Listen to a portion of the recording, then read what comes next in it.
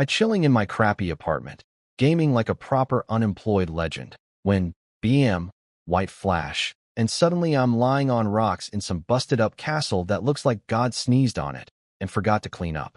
10 minutes ago, I was stretching after a gaming session. Now I've got rubble digging into my skull and spider webs for curtains. Cool. Very cool. But hey, I'm Oleg now. Well, technically I'm Lin Feiwen, a Chinese orphan who never even held a girl's hand. My old life was basically work, sleep, die, repeat, so honestly, getting isekai'd isn't the worst thing. My only real grief is my 2 terabytes of study materials. Rest in peace, little soldiers. Actually, no, better if nobody finds those. Let my hard drive keep its secrets. Found a cracked mirror in the hallway, and, hold up, that's my face. The one I spent 3 hours sculpting in character creation. Handsome jaw, sharp features, the works. Minus the epic beard, but whatever. I struck a pose, flipped my hair dramatically, and got a face full of walled dust. Smooth. Then I found the gear. My armor set that took 3 months of grinding. Just sitting in the bedroom like it was waiting for me. I touched it, and it zapped me like an angry cat. Silver magic runes crawled all over my body, and then this robotic voice popped into my head. System activated. I nearly peed the armor. Can you not? I yelled at literally nothing. This system takes no responsibility for the host's cowardice. Oh great. My cheat system has attitude. Pulled up my stats and I wish I hadn't. Strength 1. Can't even beat a chicken. Agility 1. A turtle is faster than you. Wisdom 1. Read a book sometime. Stamina 1. Winded after 2 steps. Crafting 1. Hopeless with your hands. Every stat had a little roast in parentheses. My own system was cyberbullying me. I tried to pick up my giant sword and couldn't move it 1 millimeter. Turned beet red trying. System helpfully informed me my strength was too pathetic. Fine. Grinding time. Did push-ups. Made it to 5 before collapsing like a deflated balloon, arms shaking like I was having a personal earthquake. But when stamina hit 2, boom, all fatigue vanished instantly. Like someone hit the reset button on my entire body. That's broken. I love it. So I went absolutely feral. Squats until my legs gave out, and I literally dropped to my knees. Sprinted hallways until I got a side cramp so bad I thought I was dying. Lifted rocks and dropped one on my foot, then hopped around the castle like a cursed pogo stick for 5 minutes. Ran into a wall at full speed because I couldn't brake. Bounced in place for half an hour like some kind of possessed spring. After all that beautiful suffering, my stats looked slightly less embarrassing. Strength 3. Can finally move a small stool. Agility 2. The turtle agrees to race you now. Wisdom 2. Can read a recipe. Stamina 4. Can pull 2 all-nighters. Crafting 1. Still tragically useless. Crafting hadn't budged. Then I noticed my armor was covered in mud from all my spectacular falls, so I grabbed a rag and started cleaning it. The crafting bar moved. Seriously? Polishing armor counts. Any repetitive hand motion increases crafting, including but not limited to polishing armor, peeling potatoes, knitting sweaters. Knitting sweaters. My combat system wants me to knit. I kept scrubbing anyway, grinning like an idiot. A full-armored moron polishing his own chest plate in a ruined castle, giggling to himself. If anyone saw me, they'd call an exorcist. Later I found the library. Opened the door and nearly died. Not from monsters, from dust. Centuries of it. Coughed until I saw stars. But the shelves were loaded with books on magic theory, history, all the good stuff. Grabbed a magic textbook, opened it, and a clump of spider web fell out onto my hand. Almost threw the book into orbit. Sat down to read it properly. My butt cracked the ancient book clean in half. Can I fix this? Crafting level insufficient. Set the broken book down gently. It kicked up another dust cloud. Choked on it while crying. This is my life now. My stomach started eating itself. Literally growling so loud it echoed through the library like some kind of demon was trapped in there. System, what happens if I starve to death? Death triggers a reload to your initial save point. You mean I'd have to grind all over again? I sat up so fast I almost pulled something. Yeah, no, dying is canceled. I'd been reading like a maniac for days, surrounded by ancient books I'd scattered everywhere like a very nerdy tornado. The sunlight coming through the dusty stained glass windows made all the floating dust sparkle like glitter, magical glitter that made me sneeze every 30 seconds. But at least now I understood where I was. The continent of Algeciras, a classic swords and sorcery world with three major powers. The human Nistad Empire, the beastman Aguila's kingdom, and, get this, a dragon homeland called Grangemouth where dragons literally run a mercenary business. Wait, you can hire a dragon. My eyes lit up like Christmas, then immediately dimmed. I couldn't even afford a copper coin. I was broker than broke. I was the concept of poverty wearing armor. The system gave me a wisdom point for learning all this. I asked for bread instead. It gave me a hunger meter showing 85% and 3 suggestions. Hunt, gather, or keep starving. I picked option 4, insult the system. Turns out my castle sits in a place called the imprisonment forest, which the books describe as a monster spawning ground. Creatures reproduce there like weeds. Cut them down, more pop up. The surrounding countries just built some watchtowers at the borders and said, not our problem. Great neighborhood. Really great. There was also some weird stuff about ancient demons being sealed away thousands of years ago, and my castle being built during the tail end of that demon war. The timeline didn't add up, and even the system told me to stay alert. Thanks, Captain Obvious in robot form. Then my stomach screamed at me, and I realized I'd been so busy reading that I completely forgot about the whole not dying of hunger thing. My vision was going dark at the edges. Priorities, Oleg. Priorities. I stumbled toward the storage room like a drunk zombie, still finding energy to trash talk the system on the way. Does this count as forgetting to eat because I was too devoted to studying? Suggest solving the forgetting to eat part first. The storage room door was so warped I had to shoulder ram it open. It screamed like I was murdering it. Then the smell hit me. Pure concentrated mold, aged to perfection. The place was a graveyard of food.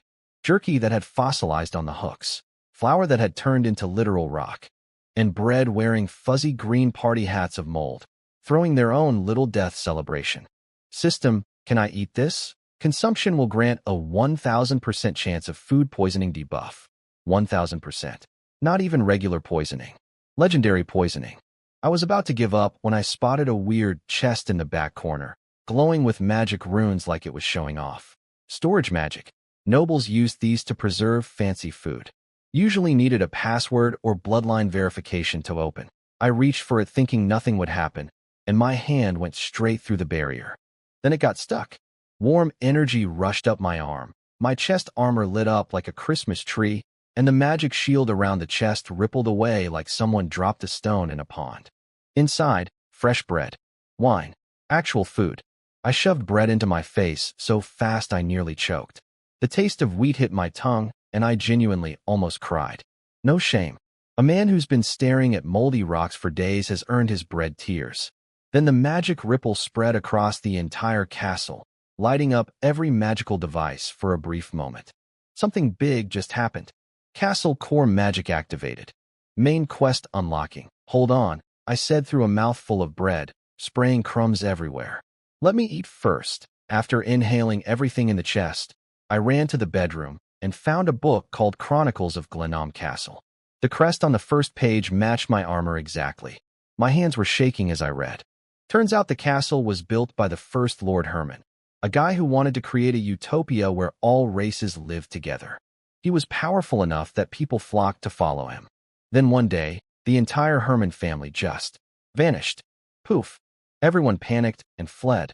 Castle abandoned. I flipped to the family portrait page and froze. The man in the painting had my hair color, my jawline, my face shape. He looked like my long-lost dad from a fantasy world. So I just inherited a crumbling castle? I'm a lord now. Main quest, rebuild Glenom Castle.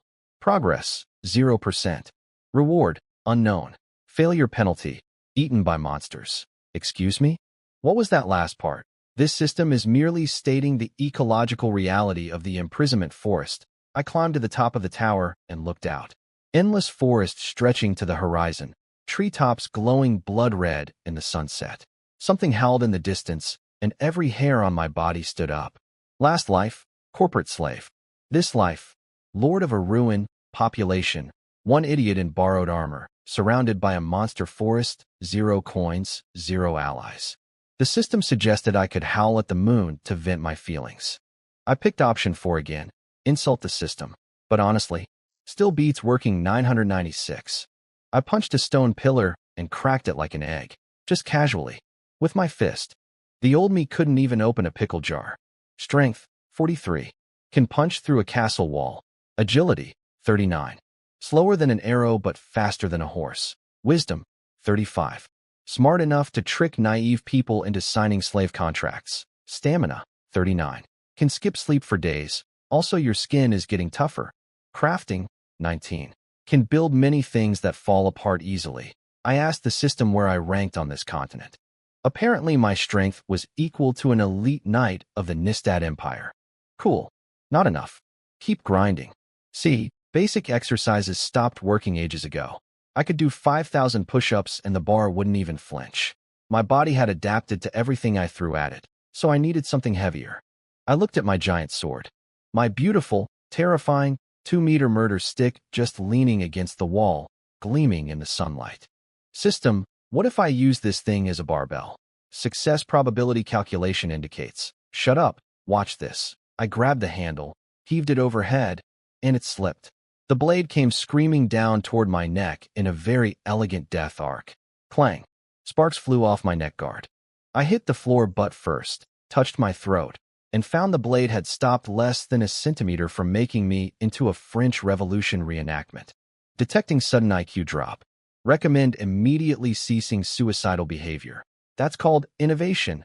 I yelled, then smacked my own forehead, bonding with the helmet. Wait, why am I using a sword? I could just find a big rock, ran into the forest. Came back carrying a boulder half my height.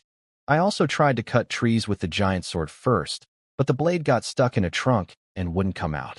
Had to punch trees down instead. The gauntlets protected my hands, so the only casualty was my dignity. Next morning, full heavy armor, boulder hugged to my chest, running laps through the castle hallways. My footsteps sounded like a small earthquake, scared an entire flock of ravens out of their nests. They probably thought the castle was collapsing. System, am I losing weight? I wheezed on lap 7. Muscle density up 15%. Body fat down 8%. Then something magical happened. I could actually jog while carrying the giant sword. Every step felt like dragging a stubborn donkey, and the blade tip scraped along the ground, shooting sparks behind me like the world's most dangerous sparkler, but I was moving. Strength, 44. Worth it. The real game changer came the night my crafting hit 20. I was on the roof patching a leak in the kitchen when suddenly, whoosh, knowledge flooded my brain like someone opened a dam. Woodworking joints, perfect iron tempering techniques, precise stone cutting angles, all of it just downloaded into my skull. I nearly fell off the roof from shock. When I looked down, my hands had already finished the repair on autopilot. Perfect work, like I'd been a mason for 40 years. System, I'm hacking. Crafting threshold reached. Passive skill unlocked. Artisan's instinct. My hands knew things my brain didn't. It was like being possessed by 1,000 dead craftsmen, except instead of being creepy, it was awesome. For the next 2 weeks, I went full renovation mode. Banging, hammering, sawing, nonstop. Fixed every window, every table, every piece of broken furniture a single person could manage. My proudest achievement was the 4-post bed in the master bedroom. Version 1 collapsed at 3 a.m. while I was sleeping in it. Absolutely terrifying. Version 2 could hold 10 people. I dragged entire trees out of the forest for that project. System, could I make a living as a craftsman in this world? Current level, mid-tier imperial artisan. Only MID? What's master level? Master artisans can forge magical equipment with bare hands. My eyes went wide. That's sick. Gotta keep grinding. But God, the loneliness was brutal. Every night the forest howled and screamed with monster noises. But going out there would just be volunteering myself as a snack. I'd sit on the highest tower watching the dark tree line, catching glimpses of ghost lights flickering between the trunks or birds suddenly exploding out of the canopy. All signs that something horrible lived in there. System, can I take those forest monsters now? Audio analysis indicates the frequent howling belongs to creatures with strength values around 55 to 60. I was at 44. Yeah, maybe a few more weeks. One night after 500 weighted squats, I was stuffing bread into my face and cleaning my armor when the system pinged. High energy biological signature approaching the castle. How high energy? strength 58. Agility 62. Danger level, B. That's way higher than me. How am I supposed to? Crash. My freshly repaired window exploded inward. Wood shards everywhere like confetti at the worst party ever. In the moonlight stood a giant bat. 3-meter wingspan. Membrane wings folding in like a leather umbrella. Its tail had a glowing blue stinger dripping with venom, and there was a small animal's severed limb still dangling from the barb. Blood dripping on my nice clean floor. Gee, good evening. My voice came out like a broken squeaky toy. It stared at me with blood-red compound eyes glowing like demonic lanterns. Drool hit the floor with a sizzle. It responded with an ultrasonic shriek that rattled my teeth. Combat mode activated. Enemy, Shadow Demon Bat. Strength 58, Agility 62, Stamina 15. Special abilities, Ultrasonic Targeting, Neurotoxin. System, Tactical Suggestions. Option 1, Run. Option 2, Play Dead. Option 3, Scream for Mommy. I pick option 4. Fight this ugly thing. The bat spread its wings again. That blue stinger cut through the air, aimed straight at my heart. Holy crap, it's fast. I rolled across the floor like a tin can, armor screeching against stone. The bat swooped again, and I lunged for my sword, fingertips barely touching the cold handle before this flying nightmare came back for round 2. Recommend staying calm. Excess adrenaline impairs judgment. How? How do I stay calm? Every fong in that thing's mouth glowed blue with poison. I yanked the sword up just in time. Clang. Sparks exploded like fireworks right in the bat's bloodshot eyeballs. But the impact ripped my hand open. Blood ran down the blade, making it slippery as soap. The force slammed me backward into the wall hard enough to rattle my ancestors. What does this thing eat to get this big? Every hit shook my arms to the bone. My boots carved grooves in the stone floor from being pushed back. Blood was turning the sword handle into a slip-and slide. System. Tell me ITS weakness. Analyzing. Wing membranes are fragile, suggest targeting. Then the universe threw me a bone. My homemade weapon rack, the one I was so proud of building, collapsed from all the shaking. A massive oak beam crashed down and nailed the bat's left wing. It screamed like a baby. A horrifying, skin-crawling, giant demon baby scream. It spiraled down and hit the floor. Now, every muscle fired at once. I leaped, swung the giant sword in a silver arc, and thwack, the bat's head popped like an overripe pumpkin. Purple-black blood splattered everywhere. I almost relaxed. Almost. The tail stinger snapped straight and launched at my face like a missile. I jerked my head sideways, felt the wind on my cheek, and it buried itself in the stone wall behind me. The brick started smoking, melting, dissolved into a fist-sized hole in seconds. I stared at that steaming crater, and my throat went dry. If that had hit me, my legs gave out. I collapsed right there in a puddle of toxic bat juice, 3 steps from the headless corpse that was still twitching. Last thought before passing out. If another one shows up, I'm done. Woke up to sunlight burning my eyelids and my right hand wrapped in green goo. Applied healing ointment from storage. Recovery time, 6 hours. Okay, you're slightly useful. Then I saw the floor. The bat blood had eaten through it. Holes everywhere. Like someone poured acid on my nice castle. Shadow bat blood is highly corrosive. Recommend immediate cleanup. Spent the next hour shoveling a headless bat monster into a hole outside, burying it under rocks like I was hiding a crime, then ripping up my own floor because the blood stains wouldn't wash out. Just scraped the whole corrupted section off and tossed it. Renovations ruined. After that, I never took my armor off to sleep again. Sure, metal edges dug into my ribs every time I rolled over. Sure, I woke up with imprints on my skin like a waffle iron. But getting surprise murdered in pajamas? No thanks. Training intensity doubled, then tripled. I refused to ever be cornered by one oversized bat again. Time became a blur. Days, weeks, months, I lost count completely. Just trained until the numbers went up. Strength, 90. Full power punch can demolish a castle wall. Agility, 88. Approaching the speed of sound. Wisdom, 79. Slightly smarter than a high schooler. Stamina, 89. Almost nothing can break your defense. Can fight continuously for 5 days. Crafting, 51. Things you build last until you're done using them, then fall apart. I could lift my old training boulders with one finger. The giant sword felt like a toy now. I was basically a walking siege weapon wearing pants. One rainy afternoon, I was in the cellar counting my dwindling food supply when I noticed something weird. The west wall was suspiciously clean. No moss, no grime. Like someone had been wiping it regularly, while every other wall looked like a swamp. My higher stats must have sharpened my observation because I'd walked past this wall 100 times before. Knocked on the bricks. One sounded hollow. Pushed it. The entire wall slid open. Secret room. Inside, dusty table, one ancient book. The cover had Herman stamped in gold letters. My heart was hammering as I opened it. To the future, Herman. If you're reading this, time is almost up and mine is running out. Do not trust the council. Do not believe their promises of peace. The demons never left. They're hiding in hell, waiting. Your bloodline is a key and a curse. When your power crosses a certain threshold, demons will smell you. Leo Herman. Cheerful stuff. Then the page moved on its own. The last line twisted into blood-red symbols and drilled into my palm. Warning. Herman bloodline activated. What the? I shook my hand frantically, watching a creepy magical crest burn itself into my skin. So now I'm not just a fitness maniac. I'm also a part-time demon hunter? System, can I return this? Bloodline binding complete.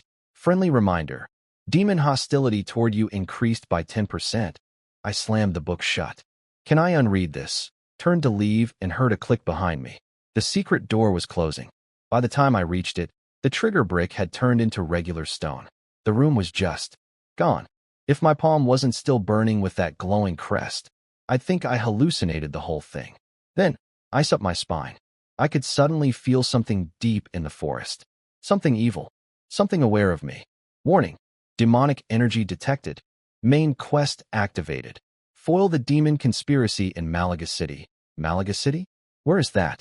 Can you give me a map at least? I packed my last bread, grabbed the wine I'd been saving, and checked my gear. Farewell, Hermit Fitness Arc, I muttered, tightening every strap. Please let this city have a decent inn. Stood at the castle gate one last time and looked back. Sunlight through the broken ceiling, dust floating over my training ground. This dumpster of a castle was my home now. Wait for me, I told it, patting my giant sword. When I come back, I'm fixing you up good as new. Flag detected. Recommend caution. Shut up. Let's go. Walking through this forest was like being stuck in the world's worst hiking trip. Every step I took left a crater in the ground, because apparently I weigh as much as a small truck now.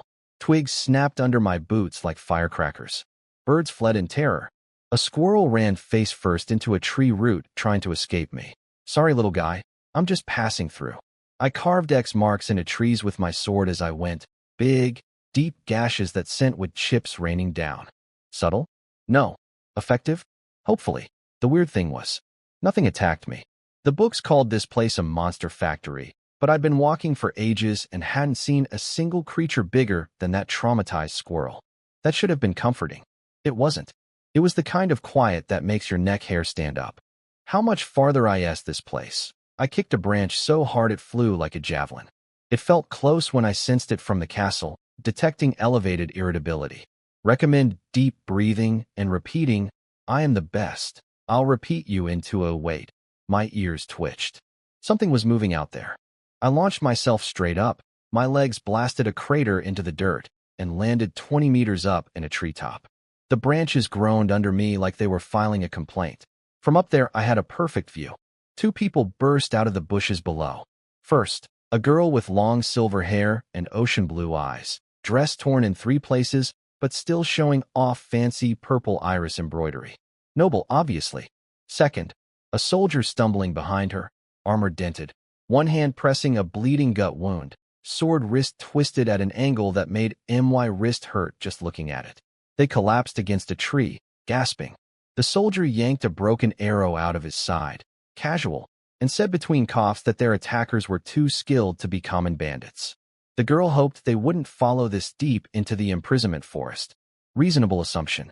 Wrong assumption. An arrow whistled out of nowhere and punched straight through the soldier's throat. Just like that. The girl's scream caught in her hands. The soldier reached toward her, mouth moving, but all that came out was blood. He dropped. Finally caught up, a guy with a nasty scar across his face strolled out from the shadows, crossbow in hand, 6 thugs behind him. Their leather armor was crusted with old blood, weapons still wet with fresh stuff. Real charming bunch. Scarface grabbed the girl by her hair, yanked her head back, and started monologuing. Classic villain move. He was angry about how far she'd made them chase her, how many men he'd lost in this forest.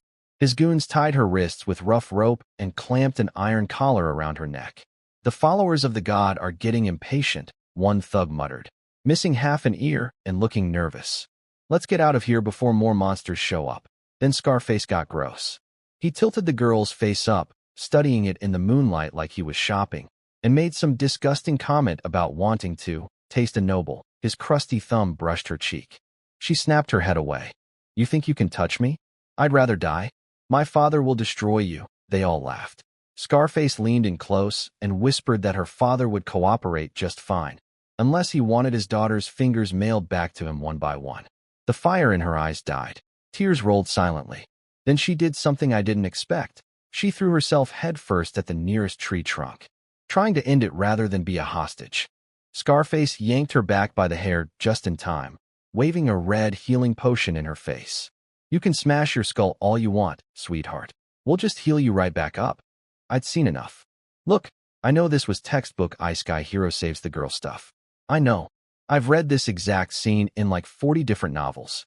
Handsome loner with overpowered stats drops from the sky to save a beautiful noble girl from bandits in a forest. It's the most cliché setup in the entire genre. But what was I supposed to do? Sit in a tree and watch? I stepped off the branch. Boom. Leaves and dirt exploded everywhere like a bomb went off. I straightened up slowly, nearly 2 meters tall in full plate armor, giant sword casting a shadow behind me like the Grim Reaper's plus-sized cousin. Every piece of my gear was caked in dirt and dust from months of solo castle life. But even filthy, you could tell this armor was expensive. Nobody moved. Nobody breathed. 6 bandits, 1 scarred villain, 1 tied-up girl, all staring at the armored maniac who just fell out of the sky like a meteorite. Classic entrance, Oleg. Absolutely classic. Which Night Order do you belong to? We're just handling private business. Scarface's voice sounded like he was gargling sandpaper. His eyes darted to the crest on my armor, and something flickered. Recognition? Fear? Both? Now, honestly, I wasn't planning to help. I've read enough novels to know that pretty noble girls can secretly be psychopathic tyrants who torture peasants for fun. What if I rescue her, and she turns out to be the real villain? Detecting dangerous overthinking. Recommend stopping fanfiction brain immediately. Then 3 quest notifications popped up at once. Rescue Fanny Rodnier, daughter of the Lord of Malaga. Foil the demon conspiracy. Rebuild castle. 1.7%. I sighed internally. The universe wasn't giving me a choice. Look, I wasn't really going to get involved, I said, scratching my helmet. The metal-on-metal screech echoed through the silent forest. Nobles aren't really my thing. No offense, wait. I paused. Actually, I think I'm technically a noble too now? Never mind then. Scarface saw his chance while I was rambling and swung. Full power slash, right across my chest plate. Clang. Sparks flew. Very dramatic. Very cinematic. His sword bounced off my armor like a toy. Not a scratch. Not even a white mark. I didn't even sway. Enemy damage calculated. Final damage. 0. Recommend enemy switch weapon to a back scratcher. I looked down at where he'd hit me. Then looked at him. You done? Cool. My turn. 1 swing. I didn't even put effort into it. The giant sword moved so fast, it was just a blur and a scream of torn air. Scarface didn't see it coming. 1 second, he was standing there. Next second, his top half and bottom half were filing for divorce. Blood painted the bushes red. The wind from the swing kept going. 3 guys behind him launched into the air like ragdolls. First one hit an oak tree. His spine made a sound I'll be hearing in nightmares. Second guy basically splashed against a trunk. Third poor bastard broke through an entire tree before stopping, limbs dangling at angles that shouldn't exist. 1 swing. For kills. Leaves gently floated down onto the girl's trembling dress like nature was trying to be poetic about a massacre. The remaining thugs? Gone. Vanished into the forest. Didn't even hear them leave. Fastest career change in history. Bandit to sprinter in 0 seconds. Fanny, the silver-haired girl, was frozen solid, gripping her bloody skirt so hard her nails were cutting into her own palms. She wasn't scared of the gore. She was scared of me. Fair enough. I just bisected a man like I was slicing bread. I flicked the sword clean and turned toward her. Up close, she was even prettier. Silver hair, blue eyes like the ocean, the whole fantasy girl package. My brain, she's beautiful. My survival instinct. Pretty women are painted skulls. Do not be fooled. Detecting abnormal heart rate. Recommend deep breathing. Shut up. It's just post-combat adrenaline, I shouted. Fanny flinched so hard, she almost hit the ground again. Then I realized I'd screamed that out loud. At her, while standing over a pile of corpses. Smooth, Oleg. Really smooth. I fake coughed to cover it up. The system rewarded me a free attribute point for saving her, then immediately slapped me with a new quest. Escort her back to Malaga City. Of course, can't just save someone and walk away in this world. But that free attribute point though. My stats hadn't budged past 90 no matter what I did. One free point was worth more than a month of training. My eyes probably looked like slot machines. You're lucky, I told her, slinging the sword onto my back. I'm heading to Malaga anyway. I'm lost though. Need a guide. Call me Oleg. I'm Fanny Rodnier. She dropped to one knee in a formal knight salute, silver hair cascading down like a waterfall. Very elegant for someone covered in blood. I swear on the Rodnier name to guide you. But could you first escort me back to where we were ambushed? I left something important there. I'll pay you well. Sure, why not? More walking through monster forest. My favorite hobby. I reached down and snapped her ropes like thread. Then I looked at the iron collar on her neck, covered in glowing purple runes. Wait, don't, Fanny panicked. The leader should have the key.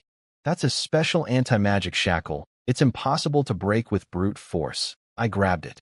The runes flared purple. She squeezed her eyes shut, bracing for the magical backlash. Instead, she heard the sound of glass shattering. She opened her eyes. The magic runes were crumbling between my fingers like frost and sunlight. I tore the collar in half like ripping a piece of paper and tossed the scraps aside. Sorry, what were you saying? Her lips trembled. How? That shackle weakens external force and counterattacks anyone who tries to break it. Huh. Must have been cheap quality. I said it like a question on purpose just to mess with her. I knew it was my armor's anti-magic effect, but where's the fun in explaining? Why is that a question? She nearly blew out her vocal cords. Anyway, you needed to grab something? Let's go. She took a breath, walked to her dead soldier, and gently closed his eyes. A ring on her finger flashed, and the body vanished. Spatial storage ring, my eyes went wide. That's so cool. It's just the lowest grade storage item, she said, smoothing out her wrecked dress. We can talk on the way. We started walking. I pulled up my stats screen in my head, wondering what to spend that beautiful, precious, hard-earned attribute point on. For guys with one swing though, being level 90 in the starter zone hits different. The system showed me where to spend my free attribute point. Strength was the obvious choice. I slammed it in without a second thought. Big mistake. Well, no, big awesome mistake. The instant the point landed, my insides turned into a volcano. Every muscle locked up. My armor started whistling with high-pressure steam like a broken kettle, and a white tornado of vapor swirled around me. The grass under my boots shriveled and died. Tree bark started popping and cracking from the heat. Fanny turned around and saw me vibrating like a human engine about to explode. Hey, are you okay? She tried to get close, but the heat wave slapped her back. Her silver hair went flying sideways, and her skin turned red. 30 seconds of feeling like a microwave burrito later, it stopped. I flexed my fingers, squeezed my fist. The air cracked, a sonic boom from just closing my hand. Fanny stumbled backward like I'd fired a cannon. The power increase wasn't just one. It felt like times 10. No wonder the progress bar had been stuck. This was a whole different level. I briefly imagined punching the earth in half, then decided to stop thinking before I scared myself. I took one step forward. The ground shattered like a cookie. Cracks spread 8 meters in every direction. Fanny fell on her butt. Oops. Gotta control that.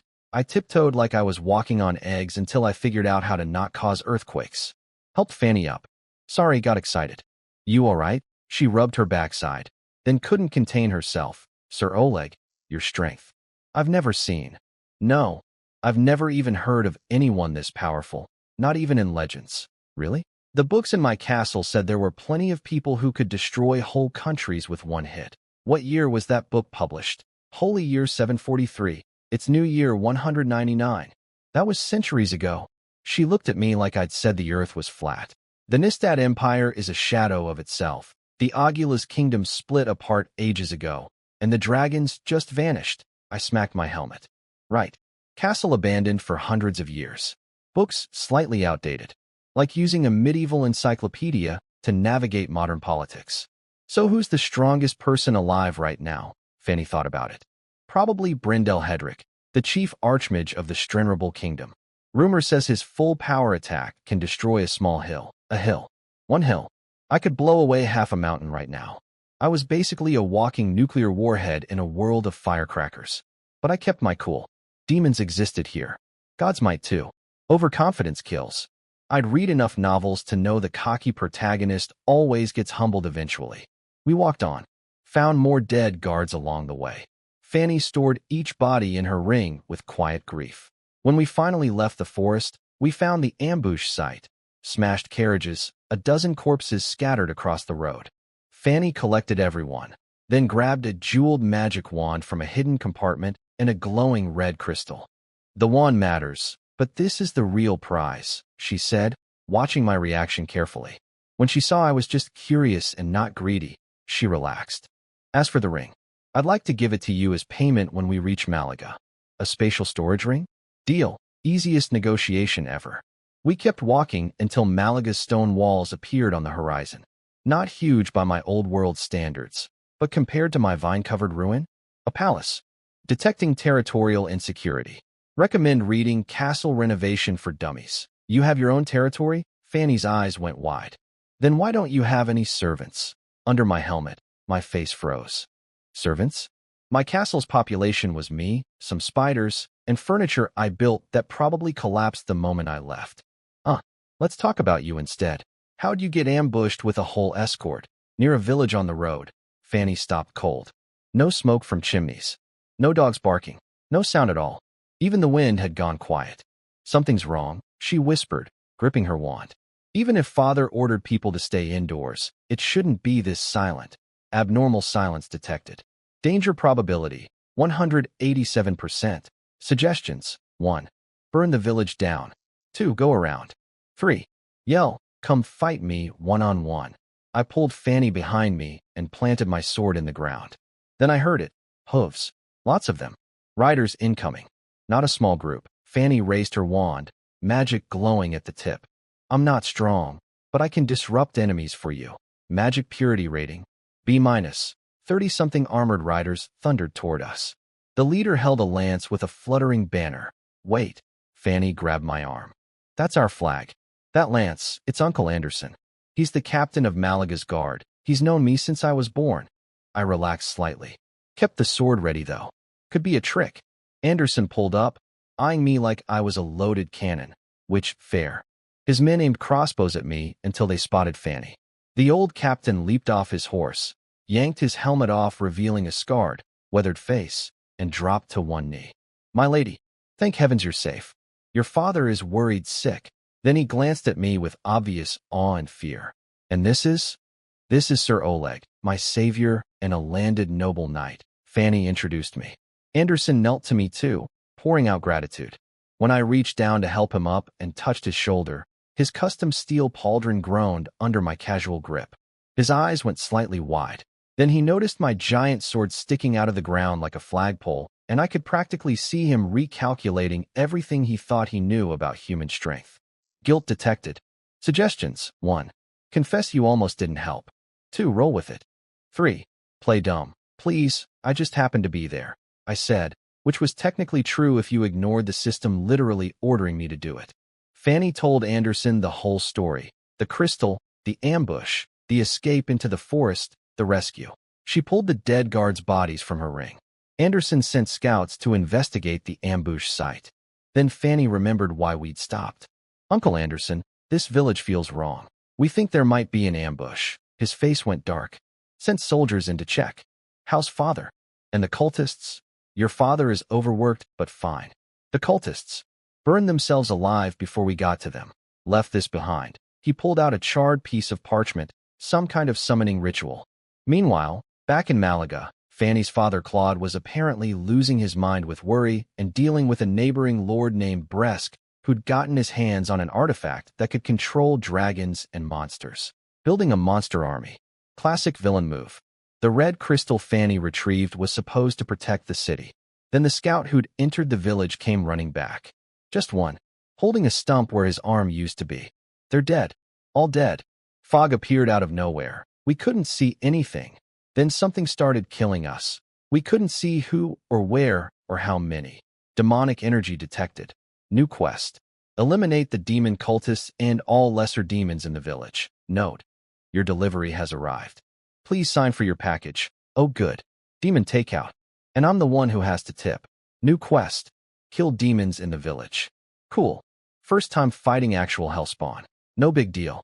Just casually walking into a demon-infested fog zone alone. Totally normal Tuesday. Anderson tried to volunteer his soldiers instead, saying they'd sacrifice themselves so I could protect Fanny. Noble offer. Terrible plan. I got this. I pulled the giant sword out of the ground one-handed, tossed it over my shoulder like a beach umbrella.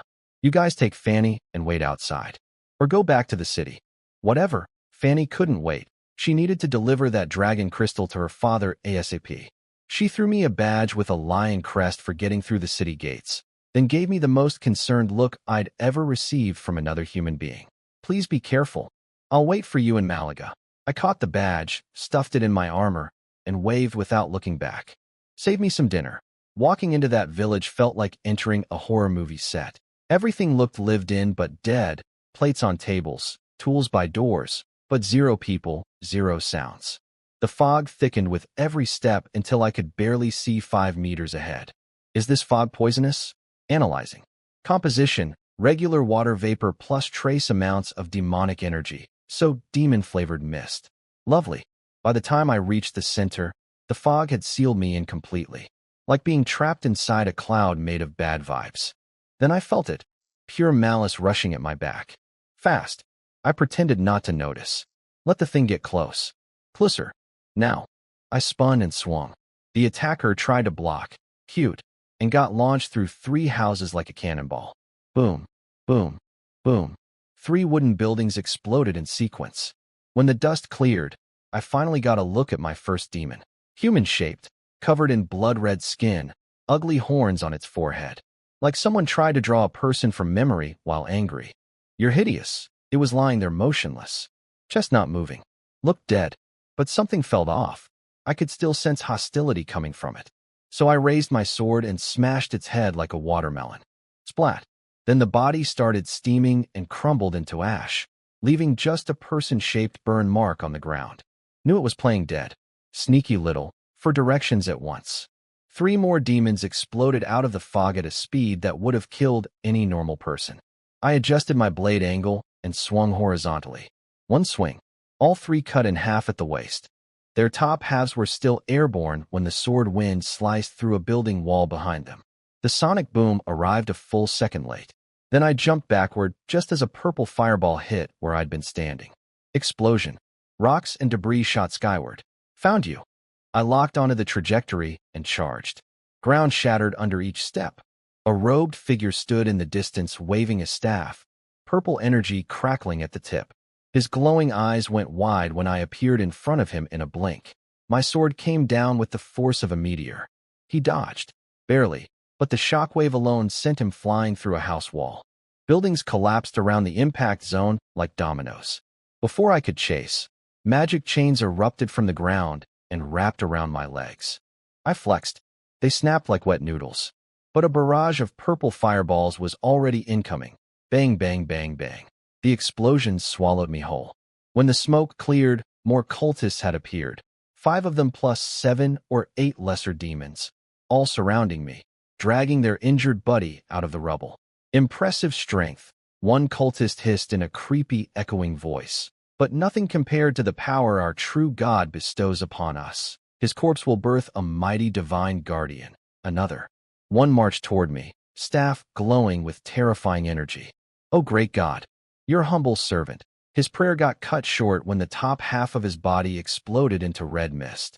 I'd walked out of the smoke without a single scratch on my armor and punched through him like tissue paper. Purple blood splattered all over his friend's fancy robes. The remaining cultists scattered like roaches when you turn the lights on. The demons, being stupider, charged straight at me. Bad choice. My sword became a silver tornado and turned them into confetti. One cultist raised a magic shield. I threw my spinning sword at him. It smashed through the shield, through him, and into the wall behind, turning everything into paste. Another one started chanting something complicated, his body glowing brighter and brighter. I closed the distance in one step, clamped my hand around his neck like a vice, and squeezed. His staff and his spine broke at the same time. Then I grabbed his head with one hand and his arm with the other, and well, let's just say he became two separate people. Permanently. Caught the next one with a fist straight through his torso. Arm went in one side, came out the other. The last cultist was still twitching on the ground from earlier. I walked over, raised my boot, and stomped. Say hi to your garbage god for me. Boom. The ground cratered. Cracks shot outward like black lightning. I stood in the middle of a destroyed village, sword planted in the dirt, dust settling around me. Anyone else? Silence. Quest complete.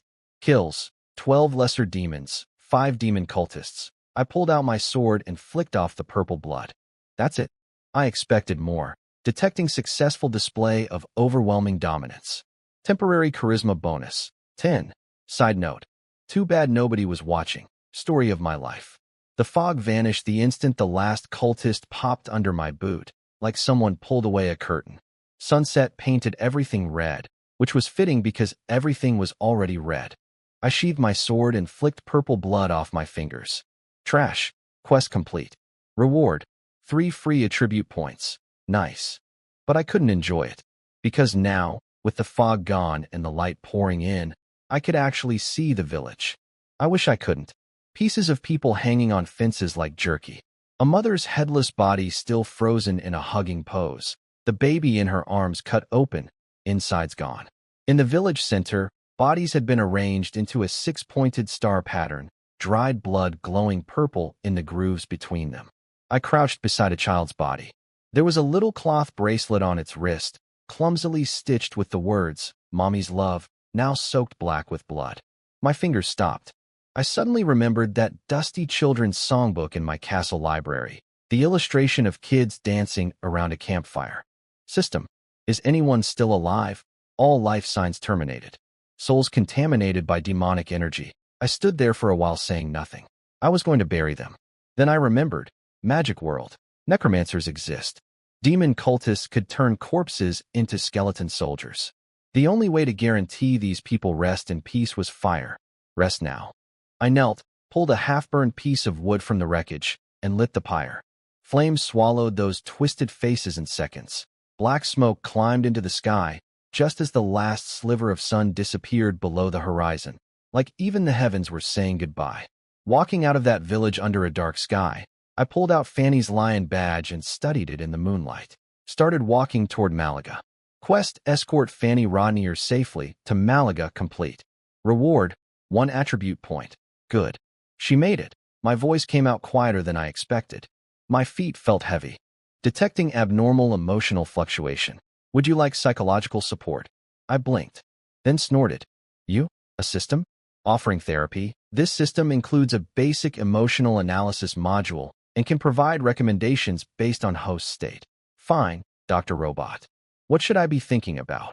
Recommendation: clarify personal goals. Anger can fuel progress, but should not control decisions. My steps faltered. Then I shook my head. That's actually not terrible advice. I looked up. Stars everywhere. Moonlight tracing a pale road toward Malaga across the dark fields. I took a deep breath. Yeah, being angry isn't enough. I need to get stronger. Strong enough to kill every last one of those things. Before today, I didn't really care about the whole family destiny, demon invasion storyline. I just wanted to be powerful enough to live comfortably and not die. But that village changed something. Those weren't quest objectives lying in the dirt back there. They were people. Kids with bracelets their moms made. My hatred for demons wasn't about duty anymore. It was personal. Hooves behind me. Some of Anderson's scouts returning from the ambush site. They recognized me, jumped off their horses, tried to kneel. I waved them off. Where are Lady Fanny and Captain Anderson? Already in the city. They noticed my mood was off. One nervously asked if I needed help. Another offered to escort me to the city. That broke me out of it. I burst out laughing. Who's escorting who here? I'm fine. Go report in. Anderson's probably losing his mind waiting. They rode off, and honestly, the interruption helped. Sometimes you need someone to accidentally remind you that normal, awkward human interaction still exists. I walked and sorted my head out. Made a decision. I can't save everyone, but within my reach, I won't just watch anymore. Feeling lighter, I started swagger walking. Full confidence strut. The kind of walk where your shoulders move independently and you look like you own every inch of ground beneath you. Time to spend points. For attribute points available, the fight taught me something. I was strong enough to smash anything, but those binding chains almost caught me. If I'd been a fraction slower, those cultists could have dogpiled me with fireballs while I was stuck. Speed was the gap. Put all 4 into agility. Agility raised to 91. Note, attributes above 90 cost more points per level. How many for 92? 2 points. Of course it gets more expensive. Fine, saving the last one, but I had to test 91 agility. Found a tree about 100 meters away. Got into a sprinter's crouch. Probably looked ridiculous in full plate armor doing a track start pose, but nobody was watching. 3, 2, 1, I pushed off. The world stopped. Grains of sand hung frozen in front of my nose. A moth was stuck mid-wing beat like a photograph. The shockwave from my own legs had crystallized into a glass-like ripple in the air. I could see everything in perfect frozen detail. Then I reached out to touch the ripple, and reality snapped back to full speed. I was standing next to the tree. 100 meters behind me, the grass was still flattened from the wind pressure. A full second later, the sonic boom finally caught up. The tree shook violently like it was terrified. Not just faster. When I went all out, time itself seemed to slow down around me. The whole world hit pause, and I was the only one still moving. If those cultists try their chain trick again, they won't even see me coming. Then a thought crept in. If agility hits max, would it be actual, real-time stop? And if time is stopped, I could theoretically. I coughed violently and slammed the brakes on that train of thought. Nope, I would never use it for that. Detecting suspicious thought patterns. Recommend focusing on mission objectives. I wasn't thinking anything weird. My face burned red under the helmet. I speed-walked toward the city gates like a man fleeing his own imagination. Malaga's walls grew clearer ahead, torches blazing, armored guards checking everyone coming in, mages with staffs scanning the crowd behind them. I pulled out the Rodneyr Lion badge and marched forward. The fog cleared. The quest was done, but the reward tasted like ash. Because now I could see what those demons had actually done to this village. I'm not going to describe it in detail. I'll just say this. There was a child with a handmade bracelet that said, "Mommy's love," on it, and I had to stand there looking at it for a while before I could move again. No life signs remaining. All souls contaminated by demonic energy. I wanted to bury them. Then I remembered. Magic world. Some necromancer freak could dig them up and turn them into skeleton puppets. Fire was the only way to make sure they stayed at peace. Rest now. I lit the pyre with a piece of burning wood. Watched the flames take everything. The last sunlight vanished at the exact same moment, like the sky was closing its eyes. I walked out of that village a different person than when I walked in. Got the notification that Fanny made it to the city safely. Good. At least something went right today. Detecting emotional disturbance. Would you like counseling? You? A robot? Giving therapy? This system has a basic emotional analysis module. Fine. What's your professional opinion, Dr. Circuit board. Anger is fuel. Don't let it drive. I stopped walking. That was actually solid advice. From a sarcastic AI that once suggested I howl at the moon. Growth. Yeah, being mad won't bring anyone back. Getting stronger might save the next village. Before today, the whole demon-fighting destiny thing was just a storyline I happened to be stuck in. Now it was personal. Those weren't NPCs back there. If demon armies break the seal, historical data projects 90% extinction of all life on the continent. Then I guess they don't get to break the seal. Some of Anderson's scouts found me on the road. They tried to kneel. I waved them off. They offered to escort me to the city, and I laughed so hard my mood actually recovered. Who's protecting who here? Go report in before Anderson has a heart attack. They rode off. The interruption helped more than they knew. Sometimes you need someone to accidentally remind you that normal, slightly awkward human moments still exist. I dumped 4 attribute points into agility. Hit 91. Above 90. Each level costs more points now, because of course it does. The system charges premium rates at the top end, but 91 agility was worth every point. I tested it. Sprinter's crouch. Counted down. Launched. Time. Stopped. Sand grains hung frozen in front of my face. A moth was stuck mid-flap like a paused video. The shockwave from my own legs had turned into a visible glass ripple in the air. I was standing inside a frozen world, alone, perfectly still while everything else waited. Then I touched the ripple and, snap, reality caught up. I was at the tree, 100 meters behind me. The sonic boom hit a full second later and nearly knocked the tree over. If those cultists try to chain me again, they won't even see me blink. Then my brain went, if agility maxes out, real-time stop? And if time is frozen, theoretically I could. Nope. I coughed violently. Absolutely not. I am a gentleman. Suspicious thought patterns detected. I said I wasn't thinking anything. Face on fire under the helmet. I power-walked toward Malaga like a man running from his own brain. At the gate, every guard in a 10-meter radius pointed weapons at me. Fair. I was a nearly 2-meter-tall blood-covered stranger in full plate armor carrying a sword bigger than most people. I look like a final boss. Relax. I'm friendly. I tossed Fanny's lion badge at the nearest guard like I was flipping a coin. The poor guy caught it one-handed while his other hand stayed glued to his sword. Checked it 3 times. Wiped sweat off his forehead. This is the Rodneyr crest, but please wait while we confirm, sir. I leaned against the wall and closed my eyes. Could hear the soldiers on the wall above me whispering. Stuff like, look at that sword. And, is that purple blood? And, I'm not fighting that guy. You fight that guy. Open the gates. The rusty hinges screamed as the doors swung wide. And there, walking through personally, was Lord Claude, Fanny's father, with Fanny right beside him. She'd cleaned up, fresh dress, silver hair brushed and glowing in the last light, looking like an actual noble lady instead of a forest survivor. Sir Oleg, she came running toward me, beaming like I was a returning war hero. Which, I guess, I technically was. A war hero covered in purple demon blood who'd just burned a village and had a crisis of conscience on the walkover. But sure, let's go with, welcome to Malaga. Welcome to Malaga City, Sir Oleg. Fanny curtsied like she was at a royal ball, silver hair cascading in the moonlight. Then she introduced the lineup. Her father Claude, Lord of Malaga, and Boune, the chief mage / her magic teacher. Claude stepped forward with his cape, doing that dramatic wind flutter thing. He offered his hand palm up in some fancy greeting. I noticed his knuckles were thick, calluses everywhere. This guy wasn't a pampered desk lord. He actually fought. You saved not just my daughter, but the hope of House Rodneyr, he said, voice deep and commanding. I shifted uncomfortably. My shoulder plates clinked. It was nothing. Just happened to be there. I could feel every hidden guard in the shadows gripping their weapons and staring at me. I'm sure someone else would have saved her if I hadn't. Too modest. Claude laughed and turned with a cape swish that left a trail of pine scent. I've prepared a room for you at the Lord's Keep. Follow me. As we walked through the market square, Fanny appeared at my side like a tour guide who'd had 3 espressos. Her silver hair ornaments clinked against my shoulder plate like little bells. See that building with the wolf sign? That's the Silver Moon Trading Company, biggest merchant guild in the whole Warren Duchy.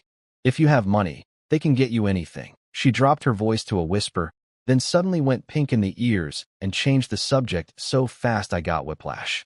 Over there is the Peregrine Tavern. She pointed at a bright 3-story building with bronze magic crystal lamps swaying in the breeze. Best bards in the city perform on Fridays, and their honey-glazed ribs are the best in town. My stomach growled so loud it could have been mistaken for a monster. Fanny snorted. Then the magic words, and that street has blacksmiths and carpenters. My brain lit up like a Christmas tree. Blacksmiths. Carpenters. I have an entire castle that needs fixing. I was mentally drafting a shopping list before she finished the sentence. The Lord's Keep was impressive. Huge stone walls glowing silver in the moonlight, towers poking up at the stars. Claude slowed down and got nostalgic about how his grandfather built this city from nothing. Just wilderness and monster forest. Merchants came, craftsmen came, brick by brick it grew. While he talked, I noticed Boune the mage never took his hand off his staff. Smart man. Doesn't trust the blood-soaked stranger. Respect. Then, a jolt of malice hit the back of my neck. I whipped around. Nothing. The feeling vanished like smoke. Everything all right? Claude asked. Yeah, just tired. He nodded, excused himself for work stuff, and told me lunch tomorrow was mandatory. 3 maids in gray-blue dresses appeared out of nowhere to escort me. The youngest one kept sneaking looks at me, then spotted the purple blood crystals stuck in my armor joints and immediately stared at the floor like I was a walking horror movie. Walking down a hallway full of ancestor paintings, the young maid tripped on the carpet edge and crashed into me. I caught her on reflex. She looked up, saw the purple demon blood gleaming between my armor plates, and made a noise like a mouse seeing a cat. Sorry, SIR. She scrambled backward. The head maid shot her a death glare. It's fine. My voice came out muffled and deep through the helmet, which probably made it less reassuring. My room was insane. Velvet curtains hanging from a 4-poster bed, a crackling fireplace, carpet so thick my boots sank into it. After months of sleeping on a self-built bed in a ruined castle, sometimes in full armor on a stone floor, this was basically heaven. The maids offered to help me remove my armor. I politely declined, waited for the door to close, then started unstrapping. The smell that came out when the armor came off. I gagged on my own stink. I hadn't had a proper bath since I'd arrived in this world. Months of grinding, sweating, fighting, and sleeping in metal. I was basically a biological weapon. The gold-trimmed bathtub in the corner was already filled with warm, fragrant water. I slid in and almost ascended to a higher plane of existence. An actual bath. Hot water. Soap that smelled like flowers. I might have moaned. No witnesses, so it doesn't count. But even floating in paradise, my mind kept circling back to that flash of malice at the gate. My detection skill hadn't been wrong yet. That wasn't my imagination. Malice detection, level 7. Recent demonic energy contact detected. Stay alert. After the bath, I put on the linen shirt and dark blue coat they'd left out. Spent the rest of the evening polishing my armor by moonlight, getting every piece spotless. Tomorrow's lunch with the Lord. Gotta look presentable. Can't show up smelling like a demon's laundry basket. Finally crawled into the velvet bed. Softest thing I'd touched in my entire second life. My eyes closed, and, spike of malice. I rolled off the bed and had my sword in hand before my feet hit the floor. Empty room. Nobody there. But the feeling was everywhere. Multiple sources, different directions, scattered across the city. All right. I came to Malaga for 2 reasons. Hire craftsmen for my castle, and stop a demon conspiracy. I'd been so distracted by baths and soft beds that I almost forgot about the demon part. The murdered village flashed through my mind. Twisted bodies. That little bracelet. I put my armor back on. Lay down on the fancy bed, hugging my giant sword like a teddy bear. Cold steel against my chest. Somehow that felt safer than silk. Just tonight, I muttered to the empty room. Let me sleep one night without something trying to kill me. Spoiler. I did not feel confident about those odds. Knocking woke me up. Fanny's voice. Way too cheerful for morning. Sir Oleg. The feast is starting. I opened the door. She froze mid-curtsy. I was standing there in full armor, polished but clearly slept in. Her eyes traveled from my shiny shoulder plates down to my boots, still wet with morning dew. You? Slept in your armor? The disappointment on her face could have filled a swimming pool. She put on a brand new lake blue dress with a silver chain belt, clearly made an effort, and here I was looking like I'd never left a battlefield. She still hadn't seen my face. Didn't even know my eye color. I could tell that bothered her. Her ear tips went pink. Armor is my skin, I said, then immediately regretted that because it sounded insane. I mean, I'm not used to taking it off, she sighed, did a little spin that made her silk dress go swish, and led me toward the feast hall. Everyone's waiting. The oak doors opened, and I was hit by the greatest combination of smells my nose had ever experienced. Lute music, roasted apples, cinnamon, and meat. Real, actual, glorious meat. The table was a battlefield of deliciousness. Caramel-glazed roast suckling pig, rosemary lamb leg, honey-drizzled pancakes, silver utensils glittering like treasure, crystal glasses throwing little rainbows on the ceiling. You have to understand, I'd been eating nothing but bread for months. Magic preserved bread, sure. Tasty bread, okay fine. But I came from China in my past life.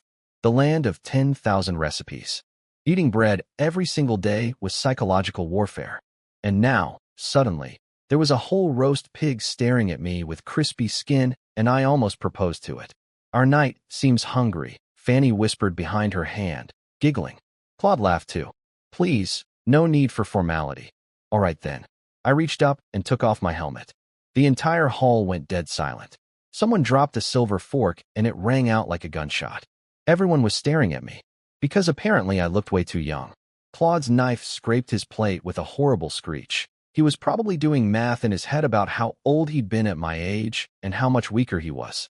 Fanny's wine cup slipped clean out of her fingers. She'd been imagining a grizzled, scarred veteran with a big beard. Instead, she got a guy her own age with breadcrumbs on his cheek. Bound the mage stroked his mustache so hard I thought he'd pull it off. His youngest apprentice was older than me. Why's everyone staring? I mumbled through a mouthful of honey-glazed ham, grease running down my chin. This is so much better than bread.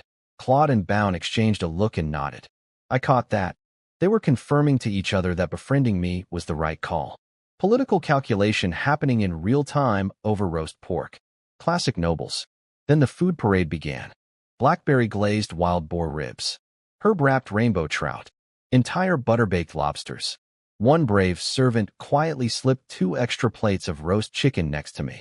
I appreciated that man with my entire soul. I ate like a vacuum cleaner.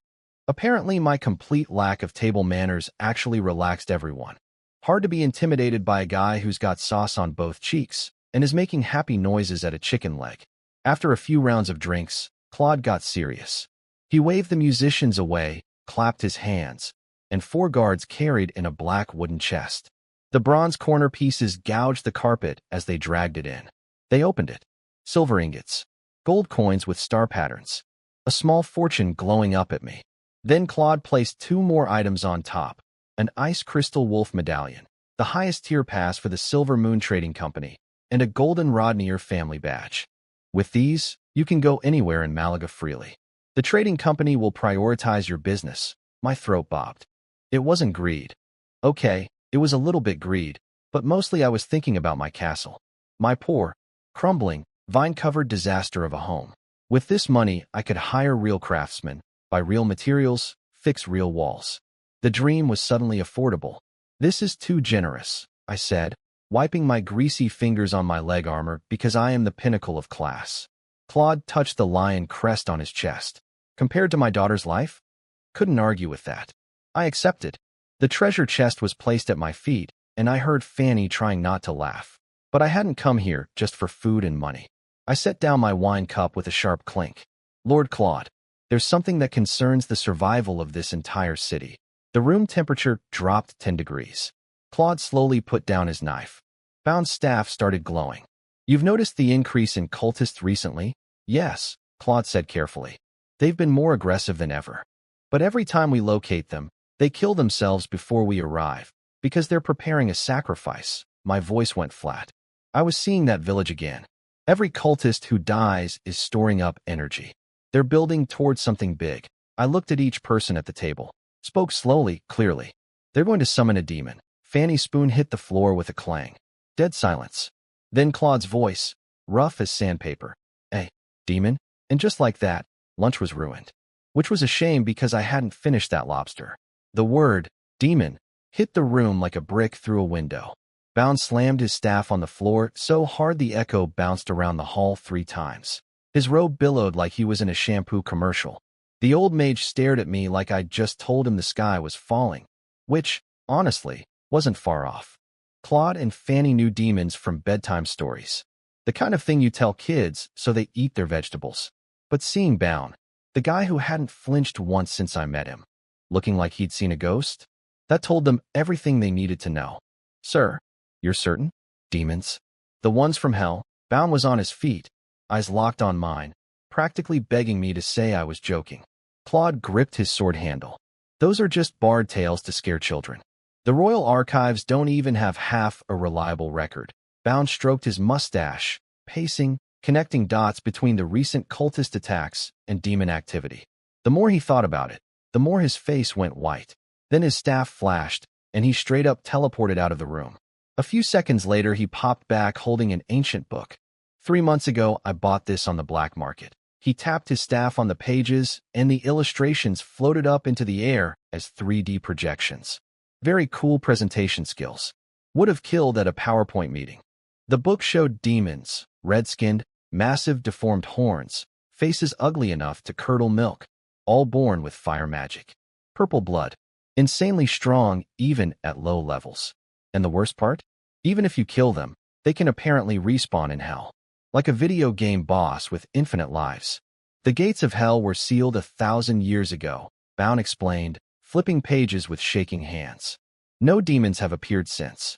Their cultists kept popping up, but nobody took them seriously, just treated them like regular crazy people. But the paintings in taverns show demons as cute little goblins, Fanny said, tracing a silly imp shape in the air. With her wand, Claude waved it away. Bound's voice dropped, because everyone who saw a real demon and tried to paint it ended up as bones on an altar. Then Bound projected a complex 6-pointed ritual circle onto the table. The same pattern they'd been finding at cult sites all over the city. My description matched the book perfectly. Cultists chant, then kill themselves, their blood flows into the circle, and the more blood that accumulates across multiple sites, the stronger the demon they can summon. Claude broke into a cold sweat. We've already found 7 completed ritual sites, but we destroyed the circles. Useless. Bound cut him off. Once the sacrifice is complete, destroying the circle does nothing. 7 sites. They might be summoning a high-level demon. If they succeed, Sir Oleg is right. Malaga is finished. Bang. Claude's iron fist cratered the table. Silverware flew everywhere. He grabbed a wine jug and chugged it, amber liquid running down his armor. Anderson, the guard captain, sprinted in, his lion badge bouncing with every step. Seal all gates. Curfew 3 hours early. Silver Moon Company stops all non-essential trade. Full martial law. Every soldier on alert. Search the entire city for cultists. Yes, SIR. Anderson was gone before the echo faded. Then Claude dropped to one knee in front of me. A city lord. Kneeling. Sir Oleg. Without your warning, Malaga would have been doomed. I offer my deepest gratitude. Fanny knelt right after. You saved me, and now you're saving the whole city. I don't even know how to repay you anymore. I pulled them both up fast because this was getting uncomfortable. Especially since I knew that without the system quest, I would have stood in that tree debating whether to help for another 5 minutes. Look, demons are my enemies too. Helping you helps me. But if you really want to repay me, I scratch my helmet. I need workers to fix my castle. It's been falling apart for centuries, and there's only one of me. Claude's eyes lit up like I'd given him a gift. Done. Once this is over, I'll send our chief engineer and every craftsman in the city to help you rebuild. Then Bound approached and dropped to both knees. Sir Oleg, I know this is shameless to ask after everything you've done, but we've never actually fought demons. You have. If the cultists get desperate and summon one, could you help us defeat it? So that village was called Devel? I said quietly, then smiled. I already told you, demons are my sworn enemies. Even if you didn't ask, I'd hunt them down anyway. I grabbed my helmet, locked it on, walked to the door, and picked up my giant sword. This time they can't hide. Behind me, Bound was charging his staff with magic, layering buff spells on himself like a walking light show. Claude came back from his room in full combat gear, sword, shield, and halberd. He patted his weapons like old friends. Time to fight together again, old buddies. Fanny pulled out her wand ready to join, but Claude stopped her. He hugged her through his armor. My little pearl, you just survived one disaster. I'm not putting you through another. The castle needs someone in charge, and you need to install the dragon crystal into the shield core. Her eyes dimmed, then blazed with determination. She nodded hard and walked away. I watched her go, then turned to join Claude and Bound. The 3 of us walked out together, me in front. The city had transformed into a war machine. Iron boots thundering everywhere, soldiers bursting in and out of buildings. The Silver Moon Company calming panicked merchants, adventurers from the tavern gearing up and following troops through the streets. Claude picked a small squad of soldiers and waved the rest back to searching. While we marched, I briefed them on everything from the Devel fight, demon attack patterns, the cultist mages binding chains, the fog, the fire magic, the purple blood. Claude and Bound took mental notes like they were cramming for the most important exam of their lives. We reached the source of the malice pretty quickly. Time to see if this city survives the night. The cultist hideout wasn't in some creepy cave or abandoned temple. It was in a regular neighborhood. Just a normal house on a normal street where normal people had been living not long ago. That's what made it worse. All those previous cult sites had been in remote locations, so everyone assumed that's where they'd always be. Nobody checked the suburbs. The closer we got, the stronger the malice screamed in my head.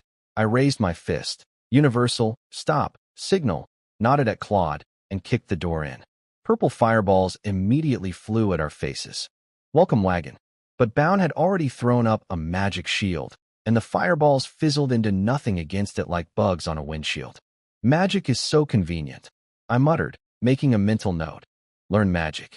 Sure, I could tank fireballs in my armor, but why eat punches when you can block them? What if something actually gets through one day?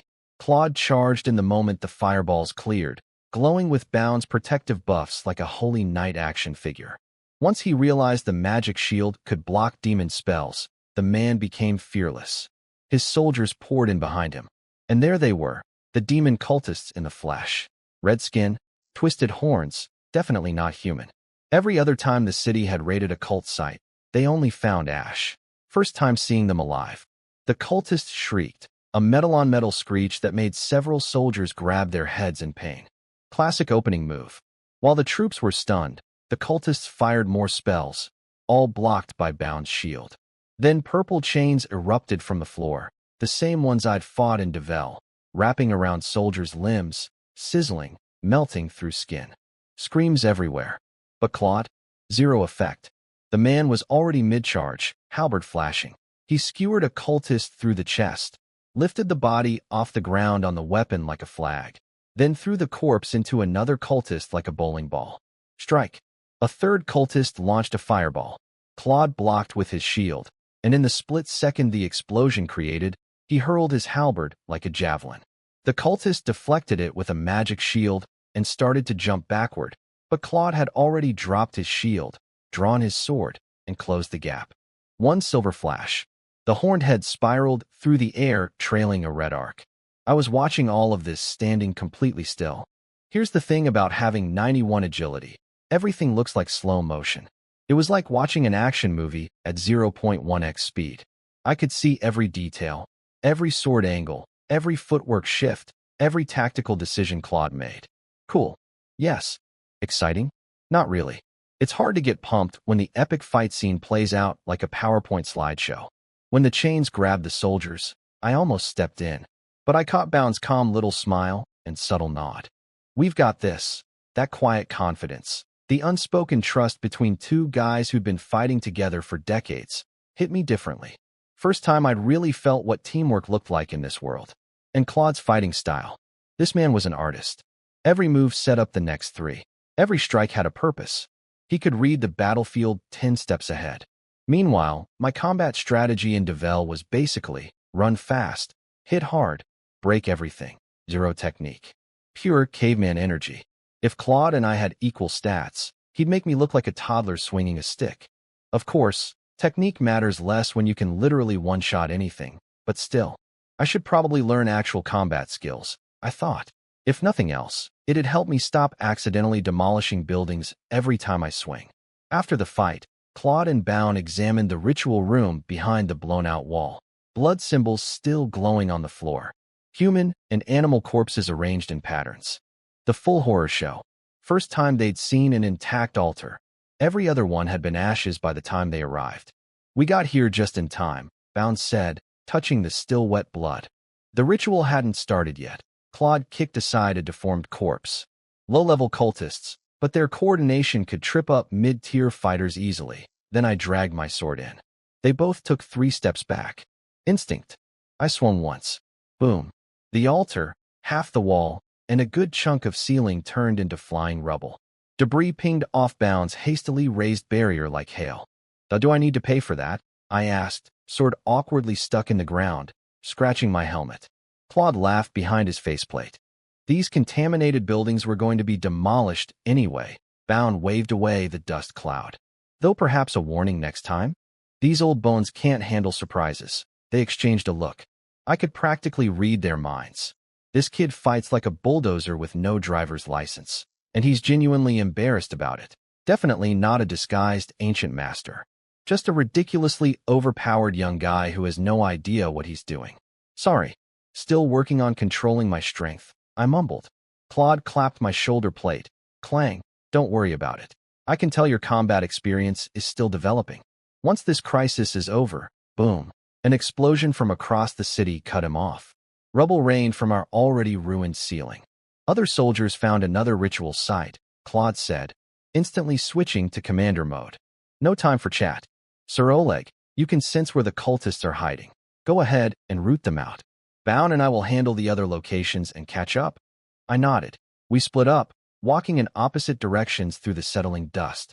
Time to go demon hunting. Solo this time. My favorite.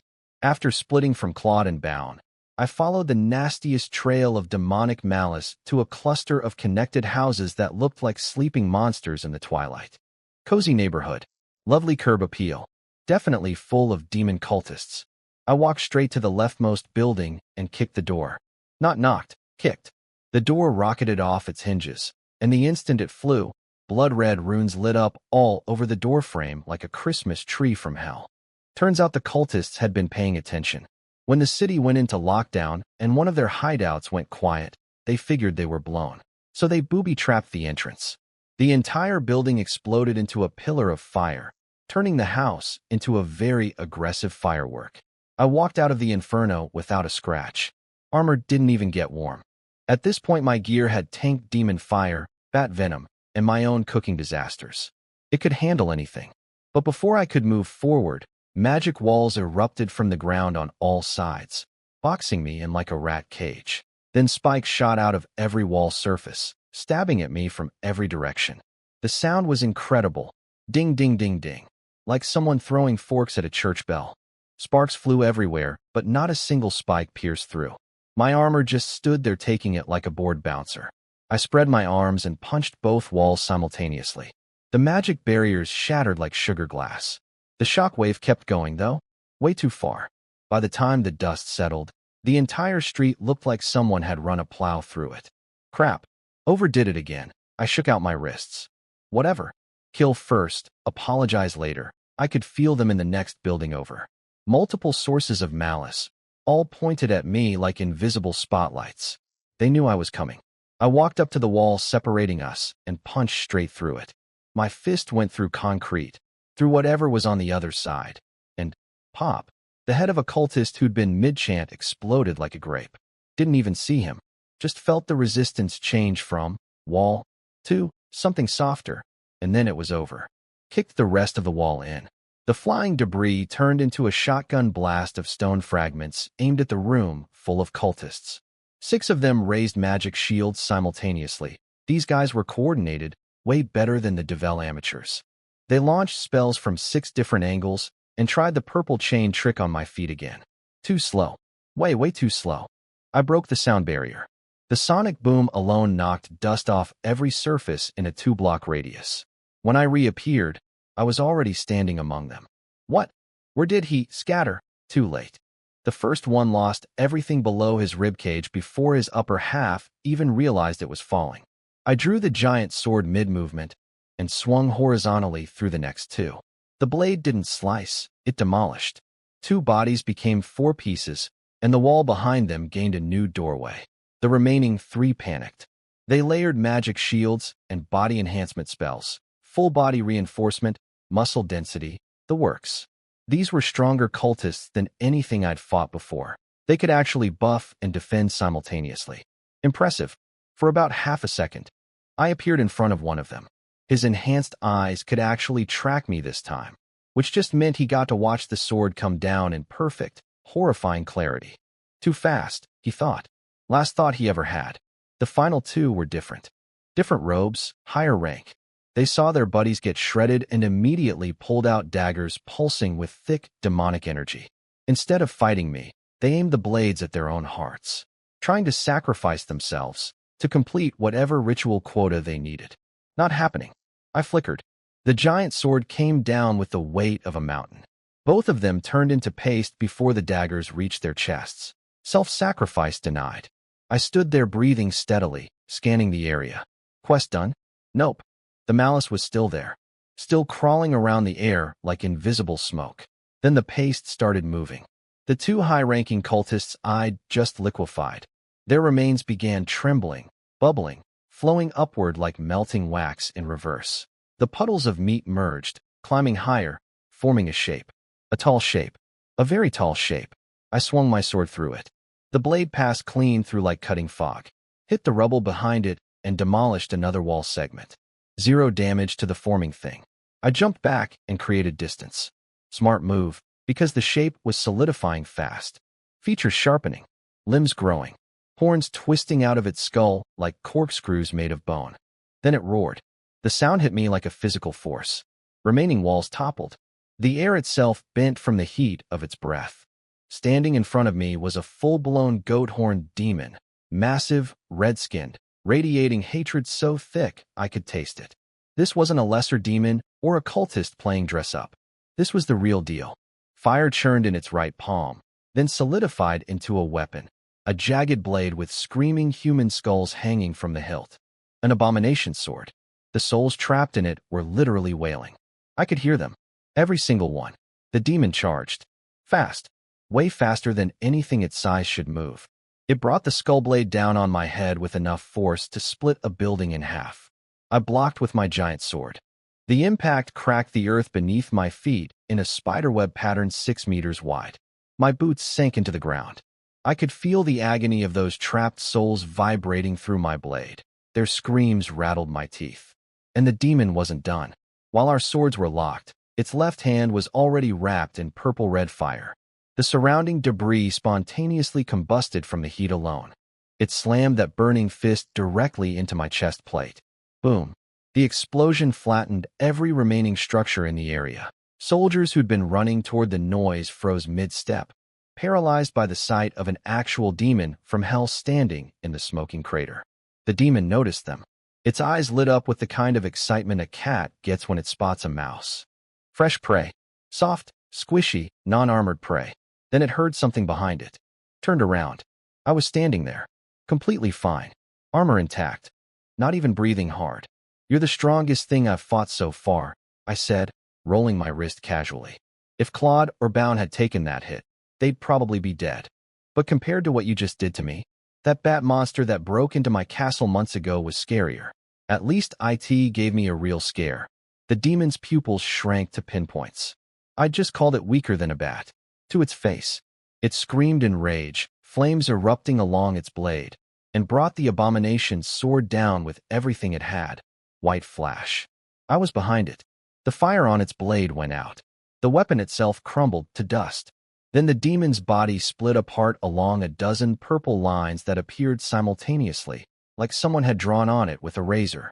It came apart in chunks, burning, disintegrating before the pieces hit the ground. But in that last instant, as the demon's severed head tumbled through the air, its eyes locked onto my chest plate, onto the crest of House Herman. I saw its pupils dilate. Recognition. Terror. Something ancient and primal that went beyond this one demon's existence. Then it was Ash. The soldiers erupted in cheers behind me. I didn't stay to wave. I was already sprinting toward the next source of malice. Meanwhile, and I only found this out later, Claude and Bound were having their own party across town. They'd found another ritual site, rescued wounded soldiers, and set up a textbook tactical formation. Shield wall up front, archers and mages in the back, Bound providing lightning support from above. They demolished the cultists' building with coordinated volleys and cleaned up the survivors efficiently. Then their demon showed up.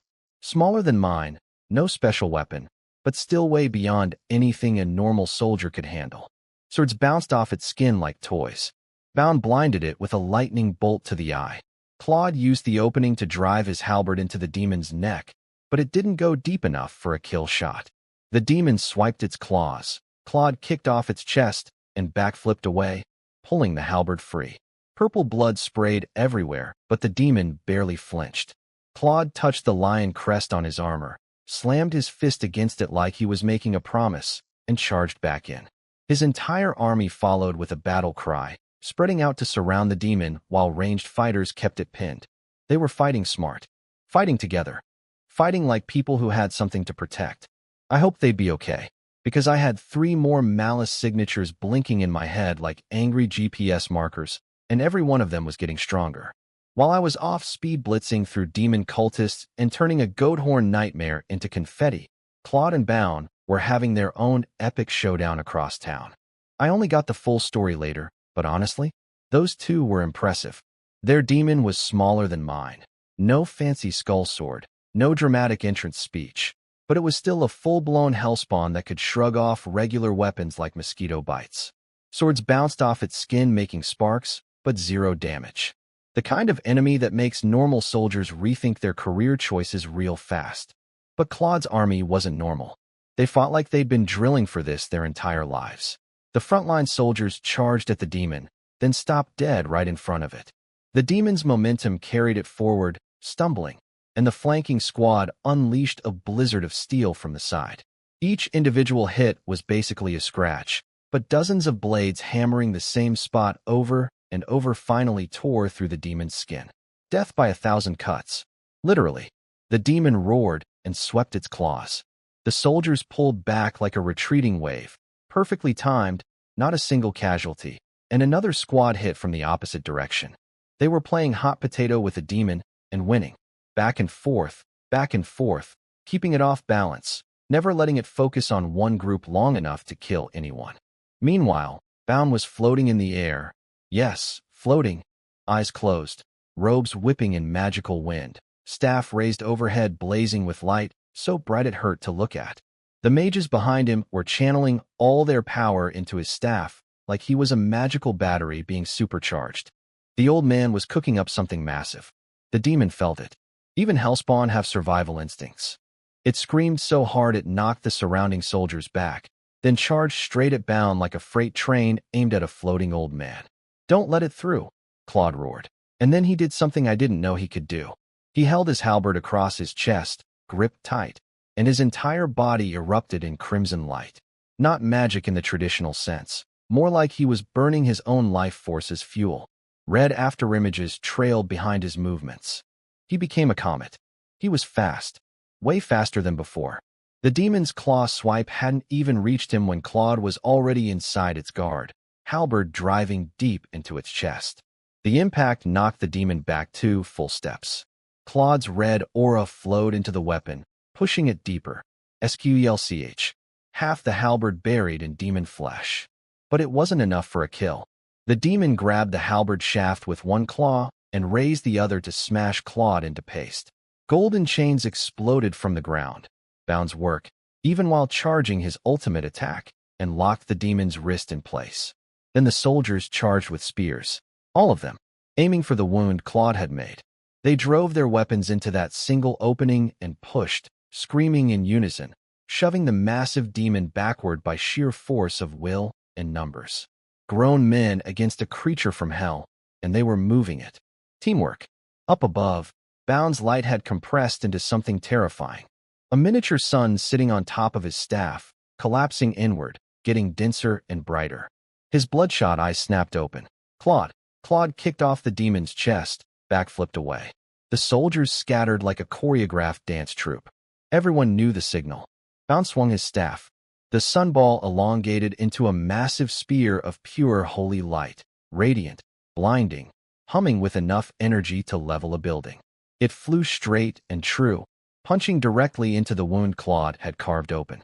The demon screamed. Light erupted from inside its body like cracks in a shell. Then it detonated from within. The mage squad threw up barriers instantly, containing the blast radius. Chunks of burning demons scattered and disintegrated before they could land. Claude planted his halberd in the ground with a triumphant bang. "We won." The cheering was thunderous. Bound smiled, then promptly fell out of the sky. Claude caught him around the waist like they'd rehearsed this exact scenario before. "Still got fight in you, old friend?" Claude shoved a mana potion at Bound's lips. "I'm not as old as you," Bound grumbled, drinking. "But I'm completely drained. More importantly, you used physical enhancement again after all these years. Can your body handle it?" Before Claude could answer, a building collapsed half a city away. "My building. My handiwork." The victory cheers cut off instantly as everyone heard the boom echo across rooftops. Sounds like Sir Oleg is finishing up over there. Claude squinted at the rising pillar of smoke and dust, and has demolished another half-block in the process. Well, he asked the expert we invited, Bound wheezed, downing another mana potion and still looking wobbly. Let's catch up. My mana should recover a bit by the time we get there. Hope you can walk without me holding you up by then. Claude raised his voice. All soldiers, anyone not injured, move toward Sir Oleg's position. Every able-bodied fighter took off running toward the explosions. Toward me. Because apparently my combat style is so recognizable, you can navigate by the property damage. When Claude's group reached the intersection where we'd originally split up, they ran into a cluster of soldiers stumbling toward them, leaning on each other, wide-eyed and babbling. These guys were so excited they were practically vibrating. The other soldiers had to physically hold them back until they calmed down enough to speak coherently. Claude walked up to them. What happened? Why are you all so worked up? The soldiers tripped over each other trying to explain. Sir, a monster. We encountered a monster. Enormous, bigger than anything. We were searching nearby, heard explosions, went to investigate. Buildings were collapsed everywhere. Then, this thing rose from the rubble. Red skin, giant horns, wrapped in flames, holding a terrifying blade in one hand and purple fire in the other. Claude's face went tight. That was a demon. Our primary target. Where is it now? The soldier swallowed hard. It was almost as big as a house, sir. Claude and Bound exchanged a look. Even bigger than the one we fought, Bound muttered. The soldier continued, voice shaking but now with something closer to awe than fear. It looked at us. We couldn't move, couldn't breathe. I thought we were dead. All of us thought we were dead. Then we heard a voice behind it. One voice. And in the time it takes to blink, the demon was in pieces. Cut apart like it was nothing. He paused, still processing what he'd seen. It was your guest, sir. The knight. He cut that thing apart before any of us even understood what was happening. Our injuries are from the debris, not the fight. After the demon burned away, he just ran off that direction. The soldier pointed. We can still hear explosions from over there. Claude sent them to the medical camp with healers, then stood there for a moment, staring in the direction the soldier had pointed. No matter how many times I learn about Sir Oleg's strength, he said quietly, gripping his halberd, it never stops being terrifying. While we struggled against one demon with our entire force, he destroyed a stronger one by himself, plus cleared even more cultists. And he's still going. He exhaled. We can't fall behind. Move.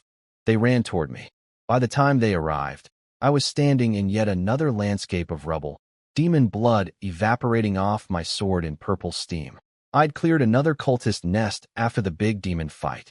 Routine work at this point. Kick wall, find bad guys, introduce them to gravity and blunt force trauma. I checked my malice radar. Only one signal left. The biggest one. The angriest one. The one that had been pulsing in the back of my skull like a migraine with murderous intent. Claude's steel boots crunched through debris as he approached, helmet under his arm, face lined with exhaustion and gratitude. This crisis. We truly cannot thank you enough, Sir Oleg. Don't mention it. This is kind of my specialty. I nodded toward the last direction. Good timing, though. I can sense one more location. The final one. Clear that out, and this should be over. Claude straightened up, halberd ready. Bound adjusted his grip on his staff, looking less shaky now. The soldiers behind them tightened their formations. One more nest. One more fight. Then maybe, I could finally get some sleep. I took point and led them toward the last altar. The malice ahead was thick enough to taste. Whatever was waiting for us there, it was going to be the worst one yet. But I had a demon-slaying sword, a city lord who could go super cyan red, a wizard who could shoot light spears from the sky, and about 50 very angry soldiers who'd just killed their first demon and were hungry for seconds. Let's finish this. We reached the last ritual site, and immediately something felt wrong. There'd been a fight here already. Blood splattered everywhere, broken weapons scattered across the ground, scorch marks on walls. But no bodies. Not a single corpse. Where do you have a battle with 0 casualties left behind? You don't. Unless someone collected them. I raised my fist to stop everyone and went ahead alone. The malice was concentrated, thick, pulsing like a heartbeat made of pure hatred. I approached the door, lifted my foot to kick it in, my signature move at this point. I should trademark it, but stopped. Something was coming from the other side, moving toward me. I stepped back.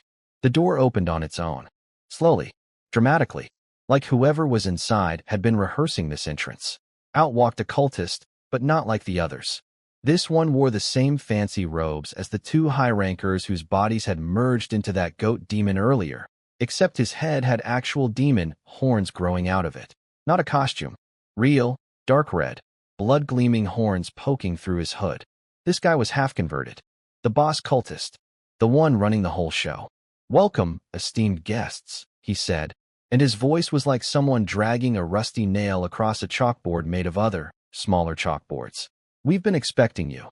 He looked past me, like I was furniture, and stared directly at Claude. "Lord Claude, we've wanted to meet you for so long. Unfortunately, circumstances prevented us until now. Maggots don't get to talk to me." Claude's halberd scraped the ground, throwing sparks. "Rats hiding in sewers. Rotting corpse meat is cleaner than you." I like Claude's trash talk. Direct. Efficient. No wasted words. The cultist leader didn't even flinch. Instead, he smiled. And when I say smiled, I mean his mouth split open almost to his ears, dripping thick purple-black drool like a broken faucet. "Ha ha ha. No need for anger, Lord Claude. Under different circumstances, we might have had a lovely conversation. Oh, I almost forgot. I brought you a gift." He clapped his hands. Four robed figures dragged something out from behind him. Something human-shaped. Something covered in so much blood it was barely recognizable as a person. It was Anderson, the guard captain, the veteran who'd knelt before me at the city gates. The man who'd protected Fanny since she was a child. His arms and legs had been hacked off. His body was covered in torture marks, burns, cuts, things I don't want to describe. He was barely alive, hanging on by sheer stubbornness and nothing else. Claude's halberd hit the ground with a clang that echoed through the ruins. Then he lost it. "Anderson, you filthy animals, you deserve to die," he charged. Full speed. No plan, no formation, no tactics, just raw, blind fury. Bound tried to grab him, but his magic reserves were too low. Claude ripped free instantly. "Claude, calm down," Bound screamed after him. "They're provoking you on purpose. It's a trap." But Claude couldn't hear anything over the blood pounding in his ears. He reached the cultist leader and thrust his halberd straight at the monster's heart. The leader didn't dodge, didn't even try. He just grinned. "I thought a noble lord would have better self-control," he sneered. "But you're just like your guard captain. See someone you care about suffer, and you lose all reason. Ha ha ha. Become the vessel for our god's divine guardian." He pulled out a ritual dagger. The same kind of sacrificial blade the other cultists had tried to stab into their own hearts. Except this one was aimed at Claude. I moved. One instant I was 20 meters back. The next I was between them. My right hand caught the leader's dagger hand and crushed it. Bones, fingers, blade handle, all of it ground to powder in my grip. He shrieked like a boiling kettle. With my left hand, I open-palmed Claude in the chest and launched him backward through the air, sending him tumbling across the rubble. "Did everyone forget I was here?" I said. But the leader was laughing through his pain. "We were waiting for you." His crushed hand suddenly melted. Not bled. Melted. Liquid flesh flowing up my arm like living tar, gluing my right hand in place. His left hand produced another ritual dagger from nowhere. At the same time, magic chains erupted from the ground and locked my other arm. The remaining cultists rushed forward from all sides, daggers raised, converging on me like a murder of crows. "Shoot! Shoot now!" Bound screamed, voice cracking with terror. Arrows flew. Too late. Way too late. Claude hit the ground hard, dust mushrooming around him. Through the haze, he watched helplessly as multiple ritual daggers plunged toward me simultaneously. His face twisted with guilt. His loss of control had led me into this trap. This was his fault. Multiple blades stabbed into me. Claude squeezed his eyes shut. The cultist leader's grin stretched impossibly wide. "Such a powerful human. Such a magnificent body. Our God will surely send the mightiest divine guardian to inhabit this vessel. Come, come. Let our God's glory descend upon." Clang. Clang. Clang, clang, clang. Metal on metal. The sweetest sound in the world. The leader's face fell apart. Not literally this time, just his expression. He looked down. Every single ritual dagger had bounced off my armor. The cursed blades that were supposed to penetrate anything, blessed by their demon god to pierce any material, any enchantment, any defense, had bounced off my chest plate like plastic toys hitting a bank vault. Impossible, he screeched, stabbing again. Clang. Again. Clang. These are blessed by our god. They have the power to penetrate everything. This is impossible. Impossible. I let him stab me a few more times just to really drive the point home. Each dagger bounced off with a cheerful little ting. You done? Cool. My turn. I ripped free of the chains with my left arm, grabbed my giant sword, and swung one-handed. The shockwave alone split every cultist, their altar, and the entire building behind them clean in half. Bricks flew like rain. The blast wave sent debris in every direction. Claude, still on the ground, leaped up and caught the broken body of Anderson as it was flung into the air by the shockwave. He immediately started pouring healing potions down the man's throat, hands shaking. I shook the melted flesh goo off my right hand, disgusting, like hot glue mixed with raw meat, and walked toward the leader's remains. He'd been split in two by the sword wind, but was somehow still alive. Demon blood apparently makes you very hard to kill. He glared up at me with pure, concentrated hatred. Purple blood bubbling from his mouth with every word. You. Cough, cough. It's all your fault. Cough. You weren't supposed to be here. If not for you, we would have captured Claude's daughter and used her to control him. Cough, cough. If not for you, the cultists outside the city would have drawn away the soldiers. If not for you, while Claude fought one divine guardian, the other would have completed all the sacrifices. If not for you, he was literally coughing up his entire evil plan, screaming it at me like I'd personally ruined his birthday party. Which, technically, I had. Sounds like a skill issue, I said. Get good or get lost. He laughed. Laughed. Blood spraying everywhere. You think you've won? Cough, cough. The ritual is incomplete. The vessel is weak. Cough. But it's enough. His voice rose to a scream. Descend, mighty divine guardian. Your faithful servant offers everything. God, your followers give their all. He died mid-sentence. Just stopped. Eyes went empty. My gut dropped. The quest notification was still active. Still incomplete. Vessel. He said vessel. The body. A weak body, but enough to Anderson. Get away from Anderson. I roared at Claude. The demon is going to use his body. Move. Now. Every dead cultist across the entire battlefield. Every corpse. Every pile of ash. Every splattered remains from every site we'd cleared tonight began dissolving into streams of blood-red energy. Rivers of crimson light flew through the air from all directions, all converging on one point. On Anderson. Everyone scrambled backward. Soldiers dove away. Bound threw himself clear. Everyone except Claude.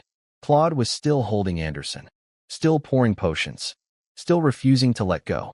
Bound grabbed his shoulder. Let go, Claude. Claude shook him off. Wouldn't move. Couldn't move.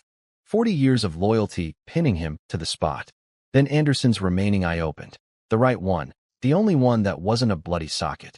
The pupil was cloudy, fading, but for one brief moment it focused. Found Claude's face. My lord.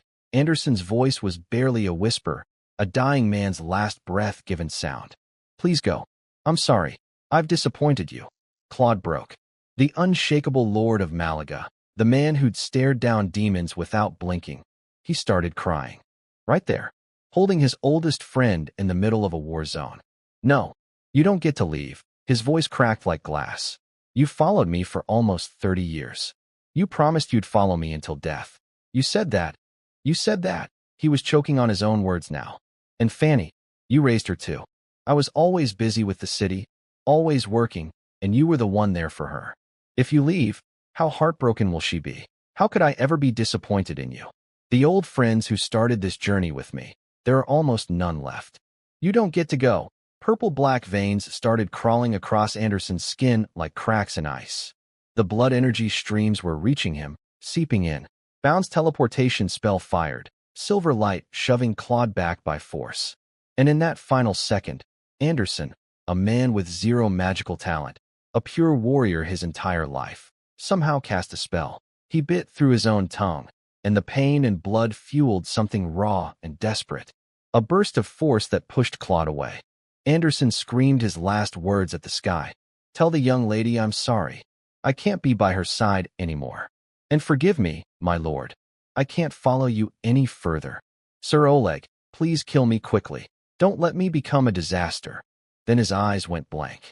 The consciousness that was Anderson, the loyal soldier, the surrogate uncle, the man who knelt in the dirt to thank me at the city gates, was gone.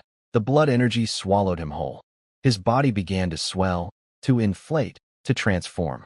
Flesh twisted and expanded until what had been a broken human body was now a massive, pulsating egg of blood and meat, hovering above the rubble. A cocoon. Something was growing inside it. Something terrible. The wailing of 1,000 dead souls filled the air from every direction. Claude stared at the blood egg with empty eyes. Then his fist slammed into his own chest plate so hard the metal dented inward. His scream tore through the night. All forces, attack! And I stood there, gripping my sword, watching a good man get turned into a demon egg, and made myself a promise. Whatever hatches out of that thing, I'm putting it down. For Anderson. For the village. For every soul these monsters consumed. No more holding back. The soldiers went absolutely berserk on that blood egg.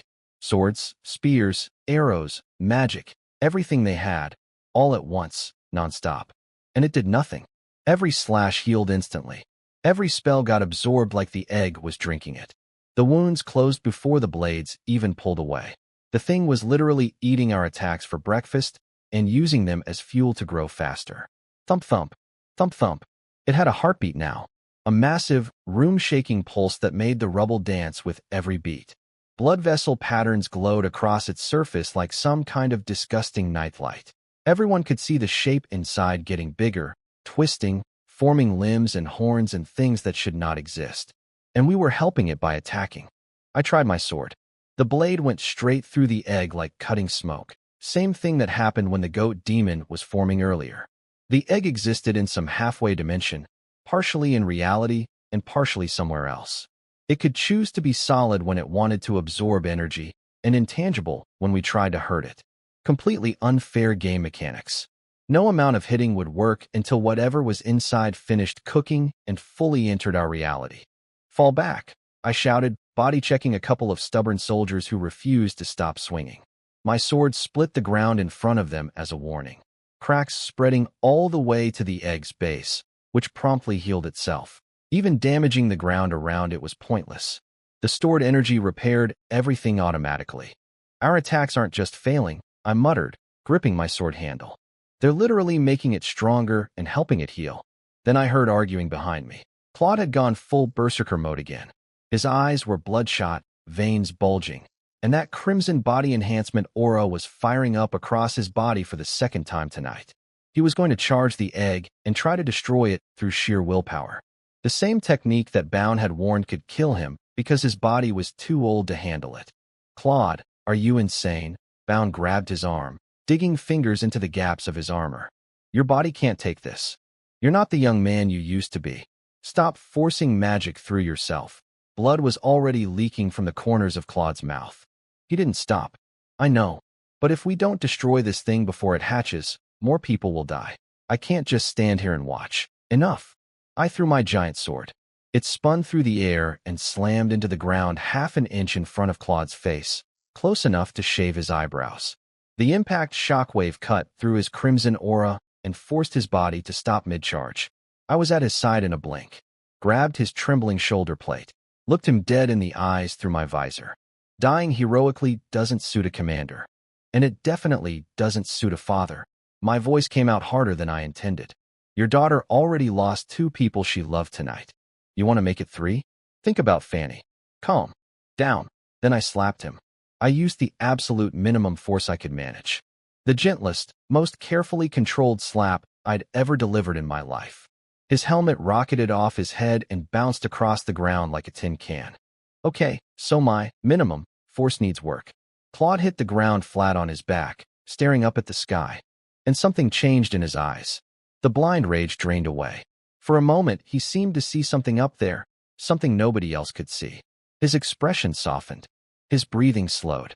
Whatever he saw, whoever he saw, brought him back from the edge. I reached down and pulled him to his feet. "Sorry about that. I know it wasn't my place to slap a lord across the face. But you weren't listening. Bound stormed over and punched Claude in the back so hard his armor rang like a gong. You old fool. If you want to die, at least let me go first. What am I supposed to tell Fanny? Your dad saw Anderson die, and then threw his life away like an idiot charging at an invincible egg? Is that what you want me to say?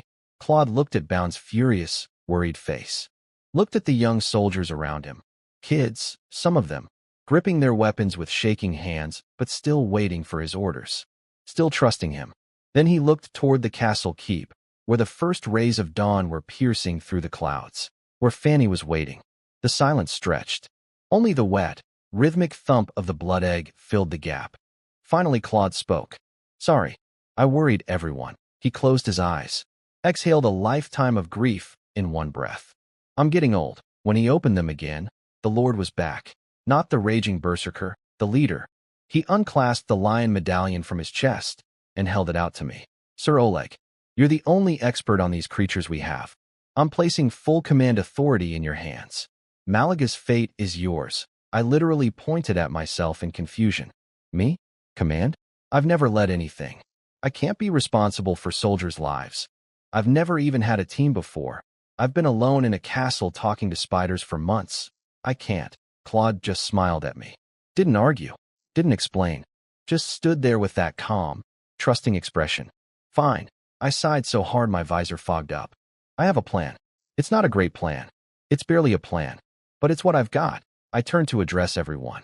Felt deeply weird giving orders to actual military professionals while being a former shut-in gamer who'd learned combat by punching rocks. First, and most important, none of you can participate in this fight directly. Your attacks feed the egg, and whatever comes out of it will be way beyond what you can handle. I need everyone to pull back, as far as possible. Take any civilians hiding nearby with you. Get them all clear, deep breath. Second, position your ranged units. Archers, siege weapons, mages, at maximum distance. Don't fire unless I signal, or unless things look really, really bad. Give me space. Give me room to go absolutely nuts without worrying about friendly fire. Because, I looked back at the pulsing egg. I'm going to need a lot of room. Claude actually laughed at that. A real laugh, not a bitter one. Then he barked orders, and the entire army mobilized. Soldiers streamed away from the egg in organized waves, sweeping through nearby buildings to grab cowering civilians, carrying the wounded, setting up ranged positions on distant rooftops and towers. Siege engineers started wheeling ballistas and trebuchets into firing lines. Claude looked at me one last time, nodded, then leaned on Bound and walked away. Within minutes, the area was cleared. Just me, some rubble, and a giant throbbing meat egg about to birth a nightmare. The instant the army's footsteps faded, the egg went crazy. The heartbeat doubled, tripled, quadrupled in speed. The surface bulged outward in horrible shapes, a claw here, a horn there, something pressing against the membrane from inside, desperate to get out. The cocoon was about to pop. I stomped the ground hard enough to crack it, swung my sword behind me in a two-handed grip, and waited. Every muscle coiled, every sense focused. The malice radiating from this thing was on a completely different level from everything before. This wasn't a lesser demon. This wasn't even a regular high-level demon. This was something else. The egg exploded. Blood and membrane flew in every direction. And from inside rose the biggest, most terrifying thing I'd ever seen in either of my lives. Dark crimson skin covered in glowing lava vein patterns. Horns curving backward like scythes, so tall they scratched the clouds. This thing wasn't just bigger than the goat demon. It was in a completely different weight class. The goat demon had been almost as tall as a house. This one was bigger than a house. Significantly bigger. Towering over buildings, bigger. Casting a shadow over an entire city block, bigger. It opened its eyes, horizontal pupils, like a goat's but stretched across eyeballs the size of wagon wheels, and looked around with an almost innocent curiosity, like a newborn seeing the world for the first time. Then it looked up, opened its mouth, and roared. The shockwave flattened every remaining ruin in a 100-meter radius. The sky changed color, daylight dimming, clouds turning blood red, as if reality itself was protesting this thing's existence. The air tasted like copper and burning. From far away, I could feel Claude's army watching. I must have looked like an ant standing in front of a volcano. Some soldiers were swallowing nervously, bodies shaking. Some were writing letters, last words to families. Some knelt and prayed. Others quietly checked their weapons one final time, accepting whatever came next. Claude and Bound stared from their position, tense as bowstrings. They believed in me. They had to believe in me, because there was literally no other option. And somewhere in the castle keep, Fanny was watching through magically enhanced vision. She could see the siege crews preparing their weapons at maximum range, and beyond them, far in the distance, one tiny armored figure standing alone before a monster that blocked out the sky. She closed her eyes, whispered a prayer, then snapped them open, remembered something, and sprinted back into the keep. I stood perfectly still, waiting. The demon stared down at me. I stared up at it. Half a minute of silence. Two apex predators sizing each other up. The demon wanted to know what I was. I wanted to know when it would fully solidify into reality so my sword could actually touch it. Warning, high-level demon fully materialized. There it is. The demon moved first. Its massive form blurred, way too fast for something that big. Claws tearing through the air toward me, each finger longer than I was tall. I shifted my blade by a fraction of a degree. When the claws reached me, my sword was already in motion. Like thunder. Clang. My sword met his claws, and the sound that came out was like God slamming a door. The shockwave turned the ground into a dust tornado. For a second, nobody could see anything. When the dust settled, the scoreboard was clear. The demon's left arm was bent backward at an angle that made my stomach flip, purple blood oozing from the break. My armor? Not a scratch. Not a dent. Not even a smudge. I'd been pushed back. My boots had carved 2 trenches in the ground from the impact. But I was standing, undamaged, and honestly a little disappointed. The army behind me erupted. The cheer hit me like a physical wall of sound. Claude raised his command flag, voice cracking with emotion. Warriors of Malaga, look, our hero has broken the demon's claws. He swung the flag so hard it whistled. Now crush this bastard into dust. Siege weapons fired. Dozens of burning rocks and steel-tipped bolts screamed across the sky and hammered into the demon like a meteor shower. The giant stones made it stumble backward, and a few armor-piercing bolts sank deep into its red skin. But the demon barely noticed. It was too busy staring at its own broken arm. So this is the prophesied nemesis? Its voice rumbled like an earthquake having a bad day. Then, crack, crack, crack, its arm straightened itself out, bones snapping back into place like they were spring-loaded. Full regeneration. In seconds. If this is all you offer, you hardly qualify as our destined enemy. Oh good, it could talk. And it was arrogant. My favorite combination. Remember the name that shall cast you into the eternal abyss, it declared, spreading its massive arms like it was introducing itself at a dinner party. I am the blood marrow tyrant. Kalonzo's, cool name, I said. Won't save you. Our weapons clashed. Every hit sent cracks racing 30 feet across the ground. Kalonzo's was fast for something the size of a building. His bone axe moved in patterns I could barely track.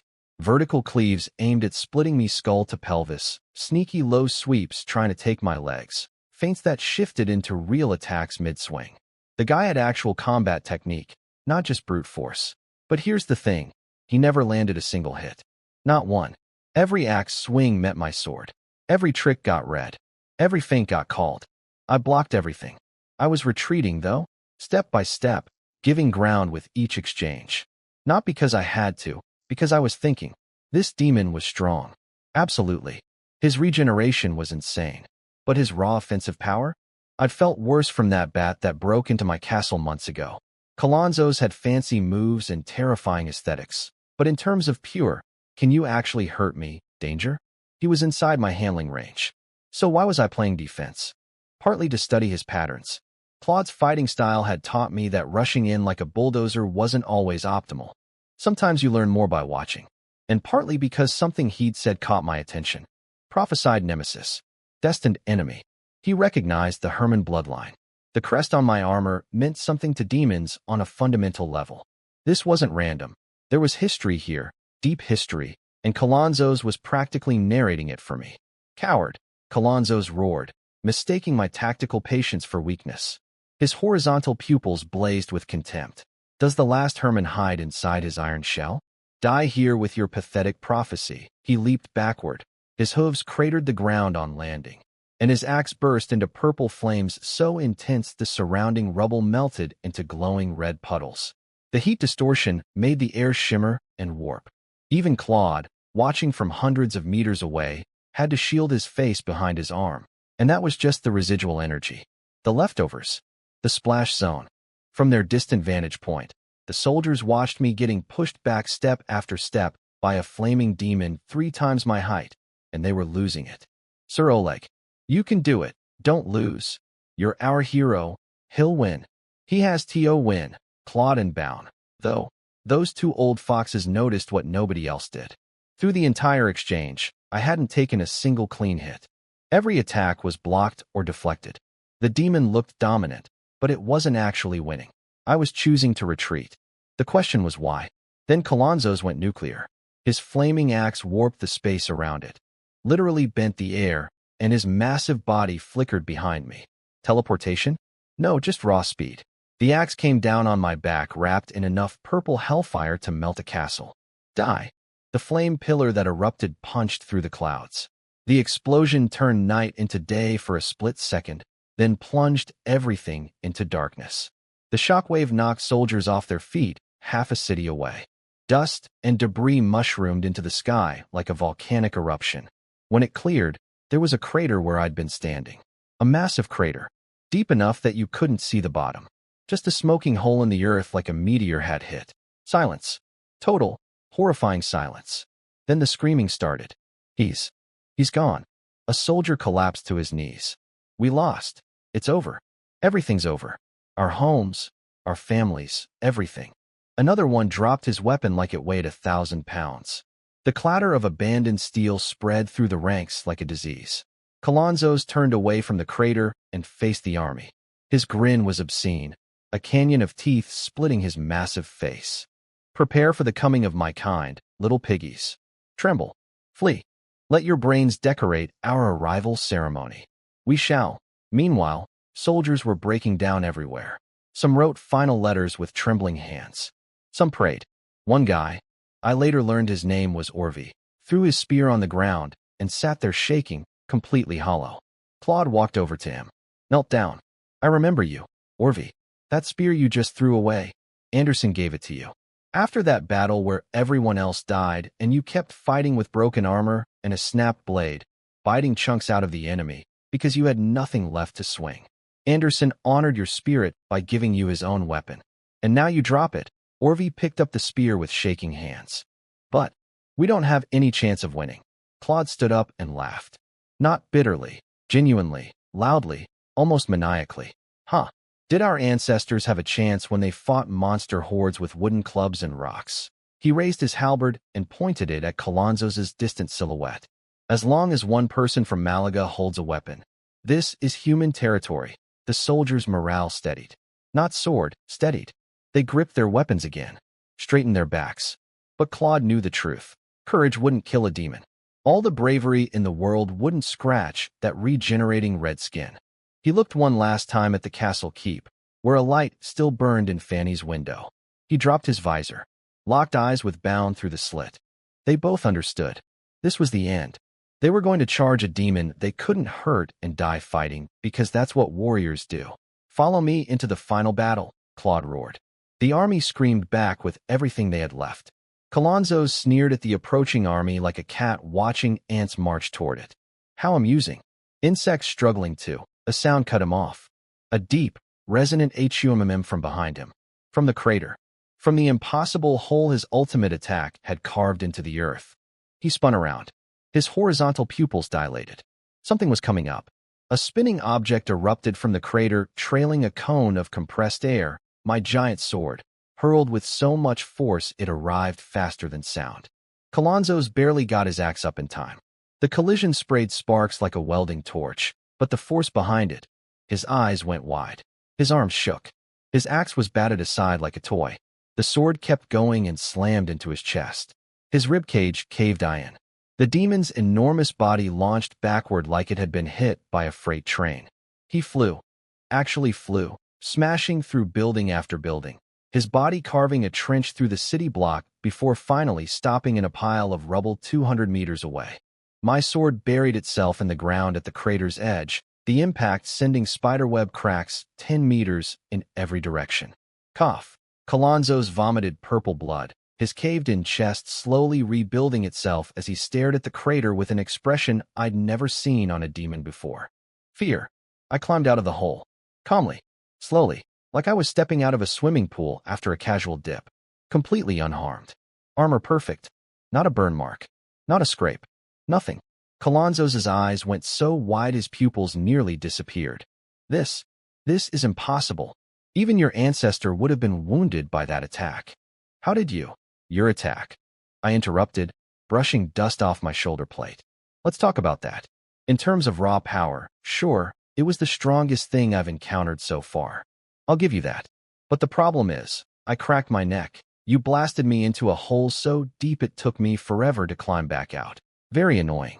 And while I was climbing, I could hear you up here giving speeches about ants and pigs and whatever. I pulled my sword from the ground, rested it on my shoulder. So let me correct you on something. You're a god. You're coming. Your entire demon species. I took one step forward. The ground cracked under my boot. You're the ants. You should be the ones trembling. You should be the ones running. I pointed my sword directly at his reforming chest. I will become your nightmare. Let me rewind a bit and tell you what was happening on Claude's side while I was climbing out of that stupid crater. Claude and his soldiers had watched me disappear into a pillar of hellfire. From their perspective, the strongest person they'd ever met just got vaporized. So naturally, they did what heroes do. They lined up to die fighting anyway. Claude slammed his shield into the ground. 20 heavy armored soldiers formed up behind him. The young ones in front were swallowing so hard you could hear their throats clicking. Archers pulled bowstrings taut, but their arms shook with pure terror. The mages were trying to chant spells through chattering teeth. Every single person's knuckles had gone white from gripping their weapons too hard. They were ready to charge a demon they couldn't hurt, because that's what Malaga warriors do apparently. These people were insane. In the best possible way. Then my contribution arrived. A boom that split the sky. Colonzo's face twisted in confusion a split second before his chest imploded, caved in like someone had punched a bowling ball through a watermelon. His red-scaled skin shattered outward in a radial pattern, like a windshield hit by a cannonball. My spinning giant sword had crossed the entire battlefield and hit him dead center with the force of a small meteor. Every soldier's voice died in their throat. They watched this 3-meter-tall demon, this invincible nightmare that had just made them write their wills, get launched backward like a ragdoll. His body smashed through 3 stone buildings in sequence, each one collapsing into rubble as he plowed through. My sword embedded itself in the ground, standing upright like a monument. Claude saw it, and his bloodshot eyes went wide. He recognized it immediately. Then I climbed out of the hole. Just casually pulled myself over the edge, stood up, dusted off my armor. Not a burn. Not a scratch. Not even a tan. The most powerful attack a high-level demon could produce, delivered point blank, and my response was, that was a long climb. Claude slammed his palm against his own chest plate so hard the sound echoed across the battlefield louder than collapsing buildings. His voice cracked as he pointed at me with a trembling finger. Look. Everyone look at him. This grizzled, battle-hardened old warrior was literally shaking with emotion. He doesn't even have a scratch. Not even a damn scratch. He hammered his chest plate again. Clang. Like he needed to physically beat the disbelief out of his own body. The soldiers looked where he was pointing. Through the thinning smoke, they saw me, just standing there, casually shaking dirt off my shoulders like I'd tripped in a garden instead of surviving a demonic nuke. Someone screamed. Not in fear, in joy. One voice broke the dam, and then everyone was screaming. Sir Oleg is alive. The demon was knocked back. For Malaga, the war cries hit like a tsunami. The sound was so loud it literally pushed the clouds apart. I'm not exaggerating. The dark overcast sky that Colonzo's presence had summoned actually started breaking up from the volume of human defiance being screamed at it. Far behind the battle lines, civilians who'd been evacuating stopped in their tracks. A woman clutching her daughter tightened her grip, hearing the distant thunder of metal and voices. Mama, the little girl said, hugging a dirty stuffed toy to her chest. Are the soldiers singing? The mother stood on tiptoe, peering toward the city walls where flags still flew. A tear cut a clean line through the soot on her cheek. No, sweetheart. They're celebrating. The dawn is coming. Mama, look. The little girl pointed up with a mud-speckled finger. The sun, and right on cue, because apparently the universe has a flair for dramatic timing. A single beam of golden sunlight pierced through the clouds. It started thin as thread, then widened, then exploded into a full sunrise that washed the entire ruined battlefield in warm, golden light. In that light, with my sword in hand and demon blood evaporating off the blade, I apparently looked like some kind of divine warrior descended from the heavens. At least that's what I was told later. Personally, I was thinking about how annoying that crater had been to climb out of. Now here's the part that almost made me lose my composure in the middle of the most epic moment of my life. Kalonzos, this terrifying, building-sized, dimension-hopping high-level demon from the literal pits of hell, was scared of me. He was trembling, actually physically shaking. His claws were scrabbling at the ground as he tried to crawl away, digging trenches with his fingernails. He couldn't speak, couldn't think. The great blood-marrow tyrant, consumer of worlds, was experiencing fear for the first time in his existence. The same emotion he'd inflicted on thousands of victims was now eating him alive, and he had absolutely no idea how to handle it. I walked toward him, slowly. Each step sank into the earth, creating tiny earthquakes. Heavy, deliberate, the way you'd approach a cornered animal, except I was the predator and he was the one backed against the wall. He scrambled backward on all fours, claws gouging the stone, eyes wild with panic.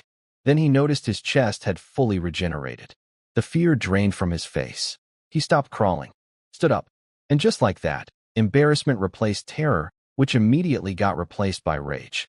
A demon who'd just experienced his first moment of cowardice and hated himself for it.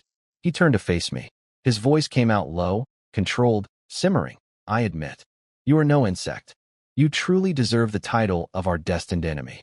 You even made me feel what those weaklings feel. Impressive. Then his voice cranked up to 11. H-A-H-A-H-A-H-A. But so what? You think you can kill me? My kind is immortal. Even if you can't defeat me, what can you do? I can fight you all day. Even longer.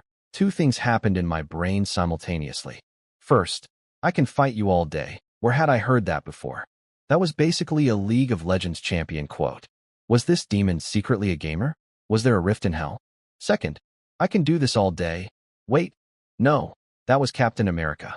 This demon was accidentally quoting both a MOBA character and a Marvel hero and had absolutely no idea. I almost broke character. Almost cracked a smile right there in the middle of my dramatic stare down. My jaw physically hurt from clenching to keep the laugh in. Where'd this bootleg sword demon come from? I muttered under my breath. No, wait, he uses an axe. And he's not even as handsome as the real one. Kalonzos noticed I wasn't reacting to his epic speech. I was just standing there, clearly thinking about something else entirely, treating his immortality declaration like background noise. This made him furious. Being ignored was somehow worse than being punched through 3 buildings. He roared and charged. This time I didn't play defense. The instant he got close, I lifted my leg and kicked him in the torso. One kick. His massive body folded around my boot like a lawn chair, then rocketed backward like he'd been fired from a cannon.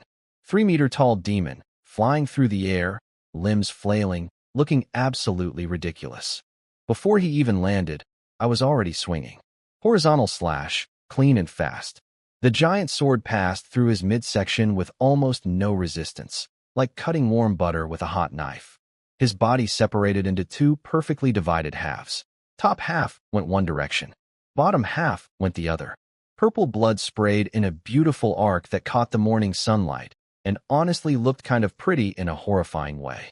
For about 2 seconds, I thought that might be it. Then the blood threads appeared. Thousands of them, tiny, writhing, red tendrils stretching between his upper and lower body like living stitches. They pulled the 2 halves back together, weaving and reconnecting flesh and bone and muscle in real time. Like watching a surgery performed by a million microscopic spiders working at triple speed. He was regenerating. Again. Of course he was regenerating. The guy had literally just told me he was immortal, and I'd gone and cut him in half anyway like the information hadn't registered. His upper body was already reattaching to his lower body, the gap closing inch by inch. those disgusting blood threads knitting everything back together. Within seconds, he'd be whole again. Within a minute, he'd be fighting at full strength. And this cycle could apparently repeat forever. "I can fight you all day," he'd said. Yeah, he probably could. Every wound I inflicted would heal. Every limb I cut off would grow back. Every devastating blow would be undone by regeneration in under a minute. I could keep chopping him into pieces until the sun went down, came back up, and went down again, and he'd just keep reassembling like the world's most aggressive jigsaw puzzle. My sword could hurt him. My speed could catch him. My armor could tank everything he threw at me. But I couldn't finish him. Not like this. Not with just hitting harder and faster. I needed a different approach. Standing there in the morning light, watching a bisected demon stitch himself back together while an army of traumatized soldiers cheered my name, I had exactly one coherent thought. I really should have read more of those magic books in the library. I told you. My kind is immortal. You cannot kill me. Accept your fate. Kalonzos was screaming at me like a kid who just learned a new word and won't stop using it. Immortal this, immortal that. Very impressive vocabulary for a giant red idiot. I ignored him completely. His trash talk had become background noise, like a broken radio playing the same annoying song on loop. I'd already gotten everything I needed from our fight. The cutting in half thing wasn't pointless rage, it was an experiment. I wanted to see exactly how his regeneration worked, how fast it kicked in, and whether pure physical damage could ever overwhelm it. Answer: no, not with brute force alone. He'd stitch himself back together no matter how many pieces I made. I needed something else. And I'd been thinking about that, something else, ever since I watched Claude and Bound fight earlier tonight. See, Claude had this technique. He'd pull magical energy from inside his body and coat himself in it, turning into a crimson comet. And Bound channeled magic through his staff, concentrating the power of multiple mages into devastating attacks. I'd watched both of them very carefully, not just casually observed. I'd studied every movement, every flow of energy, every technique they used to guide magic from inside their bodies to outside. I'd never used magic before. Never tried. Never even thought about it. But my wisdom stat was at 81, and apparently that was high enough to notice patterns that most people spend decades learning in academies. So while Kalonzos was busy, giving his, "I'm immortal and you can't do anything about it," speech for the 14th time, I raised my giant sword over my head and did something incredibly stupid. I reached inside myself, found the magic that had apparently been sitting there this whole time doing nothing, grabbed it, and yanked. It felt like squeezing water out of a rock with my bare hands. Not the gentle, flowing extraction that Bound did with decades of practice. More like ripping a fire hydrant out of the ground. Raw, violent. The magical equivalent of solving a Rubik's Cube by smashing it with a hammer. The magic poured into my sword. And kept pouring. And kept pouring. The blade started glowing white. Not faintly, not subtly. Blinding white, like I was holding a piece of the sun. Wind erupted around me from nowhere, whipping debris in circles. The air itself warped and twisted near the blade as the concentration of magical energy exceeded what the local reality was designed to handle. Kalonzos stopped talking mid-sentence. The arrogance drained from his face like someone pulled a plug. His voice started breaking. You. How is? Why would? What are you? For the second time tonight, a high-level demon was reduced to stuttering incoherence by looking at me. I was starting to think this was my actual superpower, not strength, not speed, but the ability to make ancient evil beings forget how sentences work. Meanwhile, far behind me, Bound was having a professional crisis. The old mage's eyes had gone so wide his monocle probably would have popped off if he wore one. His bony fingers were death gripping his staff as he watched what I was doing and tried to process it through the lens of someone who'd spent his entire life studying magical theory. The magical density is insane, he sputtered. He's channeling his internal magic into the sword. But how? He doesn't know any formal techniques. He's just. Then it clicked. He remembered. During every fight tonight, I hadn't just been smashing things, I'd been watching. When Bound guided magic through his staff, I was watching. When Claude ignited his body enhancement, I was watching. When the cultist mages cast their spells, I was watching. Learning. Absorbing. Filing it all away. He learned it just from observing us. Bound's voice came out like a dying whisper. During combat? That's, that's not how magic works. You can't just watch someone, and then, he looked at me, still standing there, still squeezing out more magic like I was wringing a towel, completely unbothered, and his entire worldview collapsed. He's a monster, Bound said quietly. Thank the gods he's on our side. And thank the gods Fanny wasn't raised to be a spoiled brat. Hey. Claude had apparently calmed down enough to eavesdrop. What's that about Fanny having a bad temper? My daughter is perfect, but Bound wasn't listening anymore. He was muttering to himself, completely lost in horrified academic analysis. He's not doing proper magic extraction at all. He's forcing it out, like squeezing a sponge until it tears. Normally, this would shred a person's magical circuits, kill them instantly, or at minimum cripple them for life. But his body is just taking it. And he keeps going. More and more and more. He stared at me with the expression of a physics professor watching someone casually violate the laws of thermodynamics. I feel like my entire career has been wasted, he said flatly, his magnificent mustache drooping in defeat. Decades of research. Decades. And this kid just brute forces magic out of his body like squeezing toothpaste, and it works. This has never happened before in recorded history. Claude, being Claude, immediately pivoted to the practical implications. But what if his children could do the same thing? Inherit that trait? If only we knew his family name. Bound's staff hit the ground with a sharp crack. You're not suggesting, Claude smiled. The kind of smile that says, I am absolutely suggesting exactly what you think I'm suggesting. You'd really go through with it?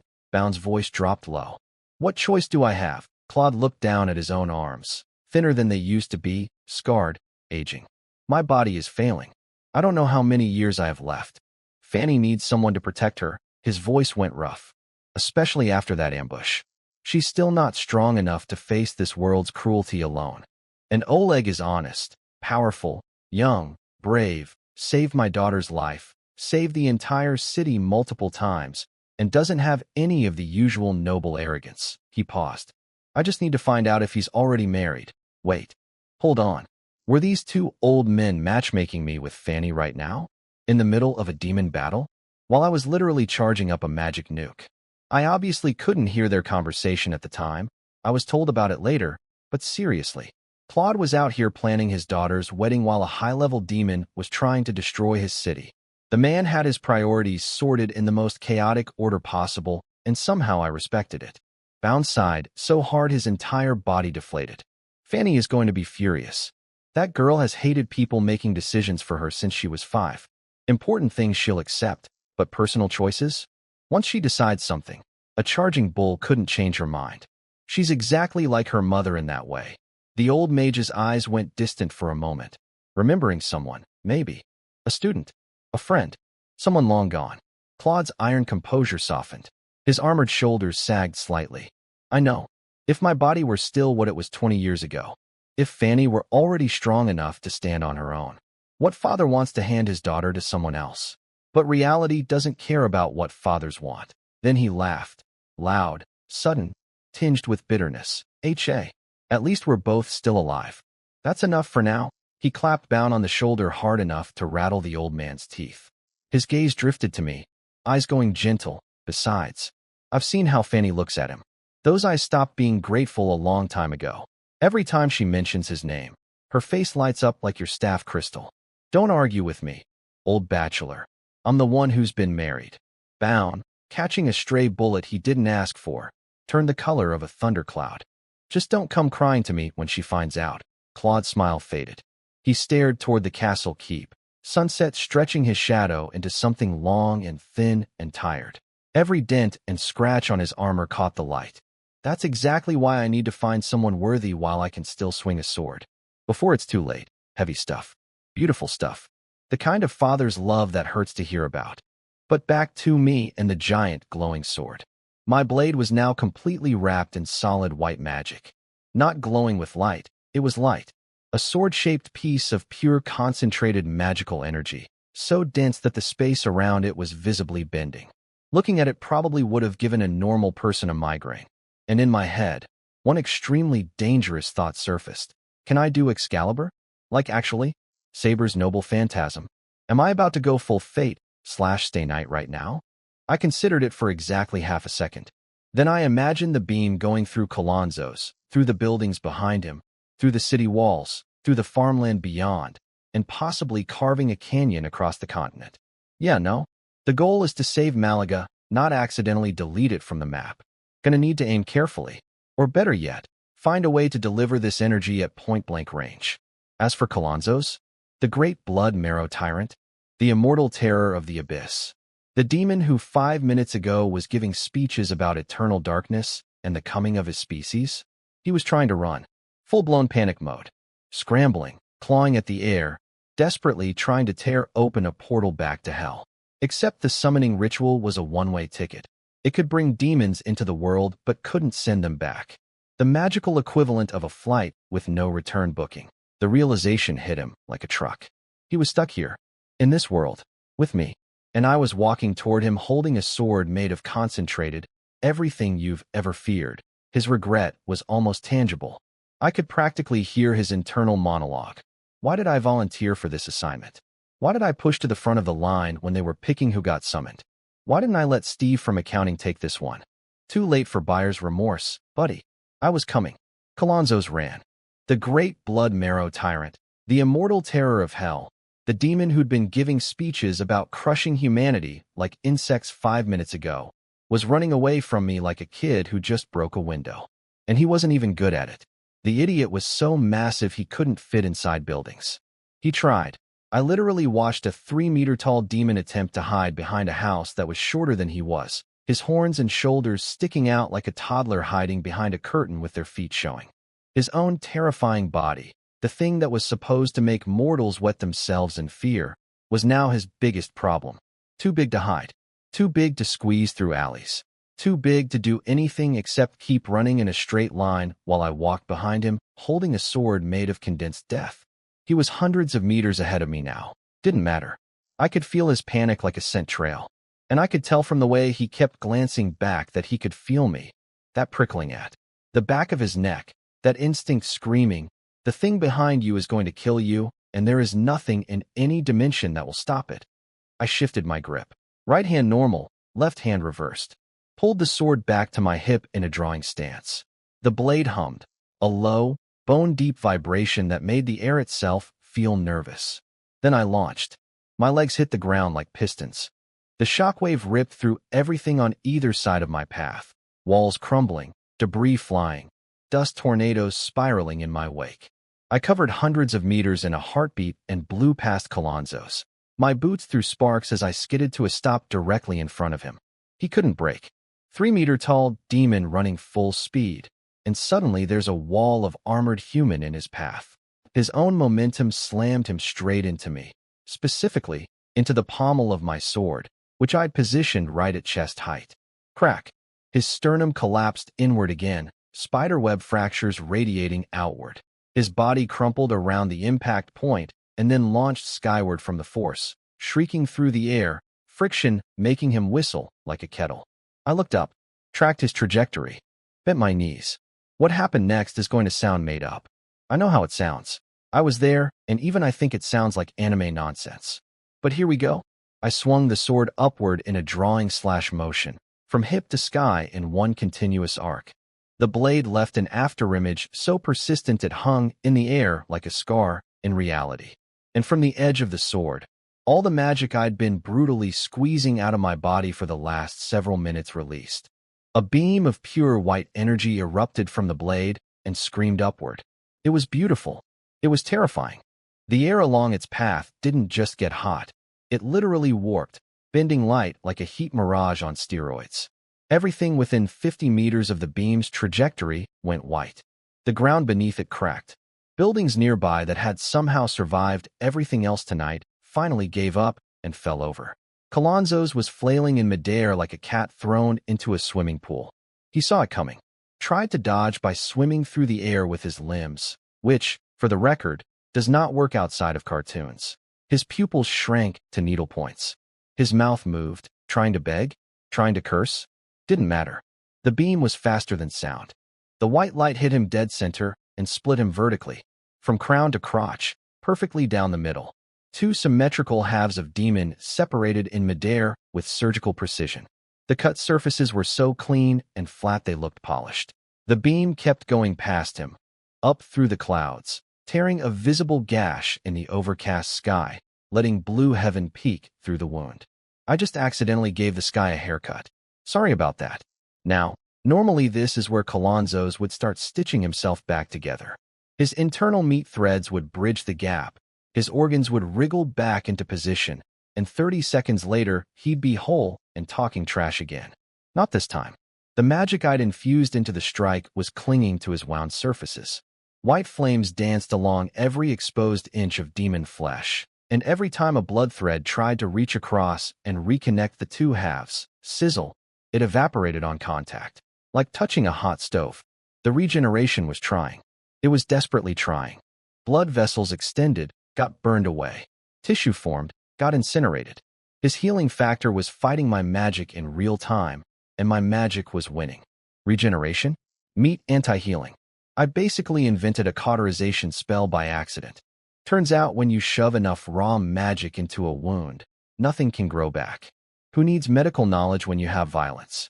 Colonzo's two halves hung in the air for a frozen moment. Both eyeballs, one in each half, were still wide with terror. Then something changed. His expression locked up, went completely blank, like he was listening to something, a voice that nobody else could hear. Something speaking to him from wherever demons go when they're not ruining everyone's day.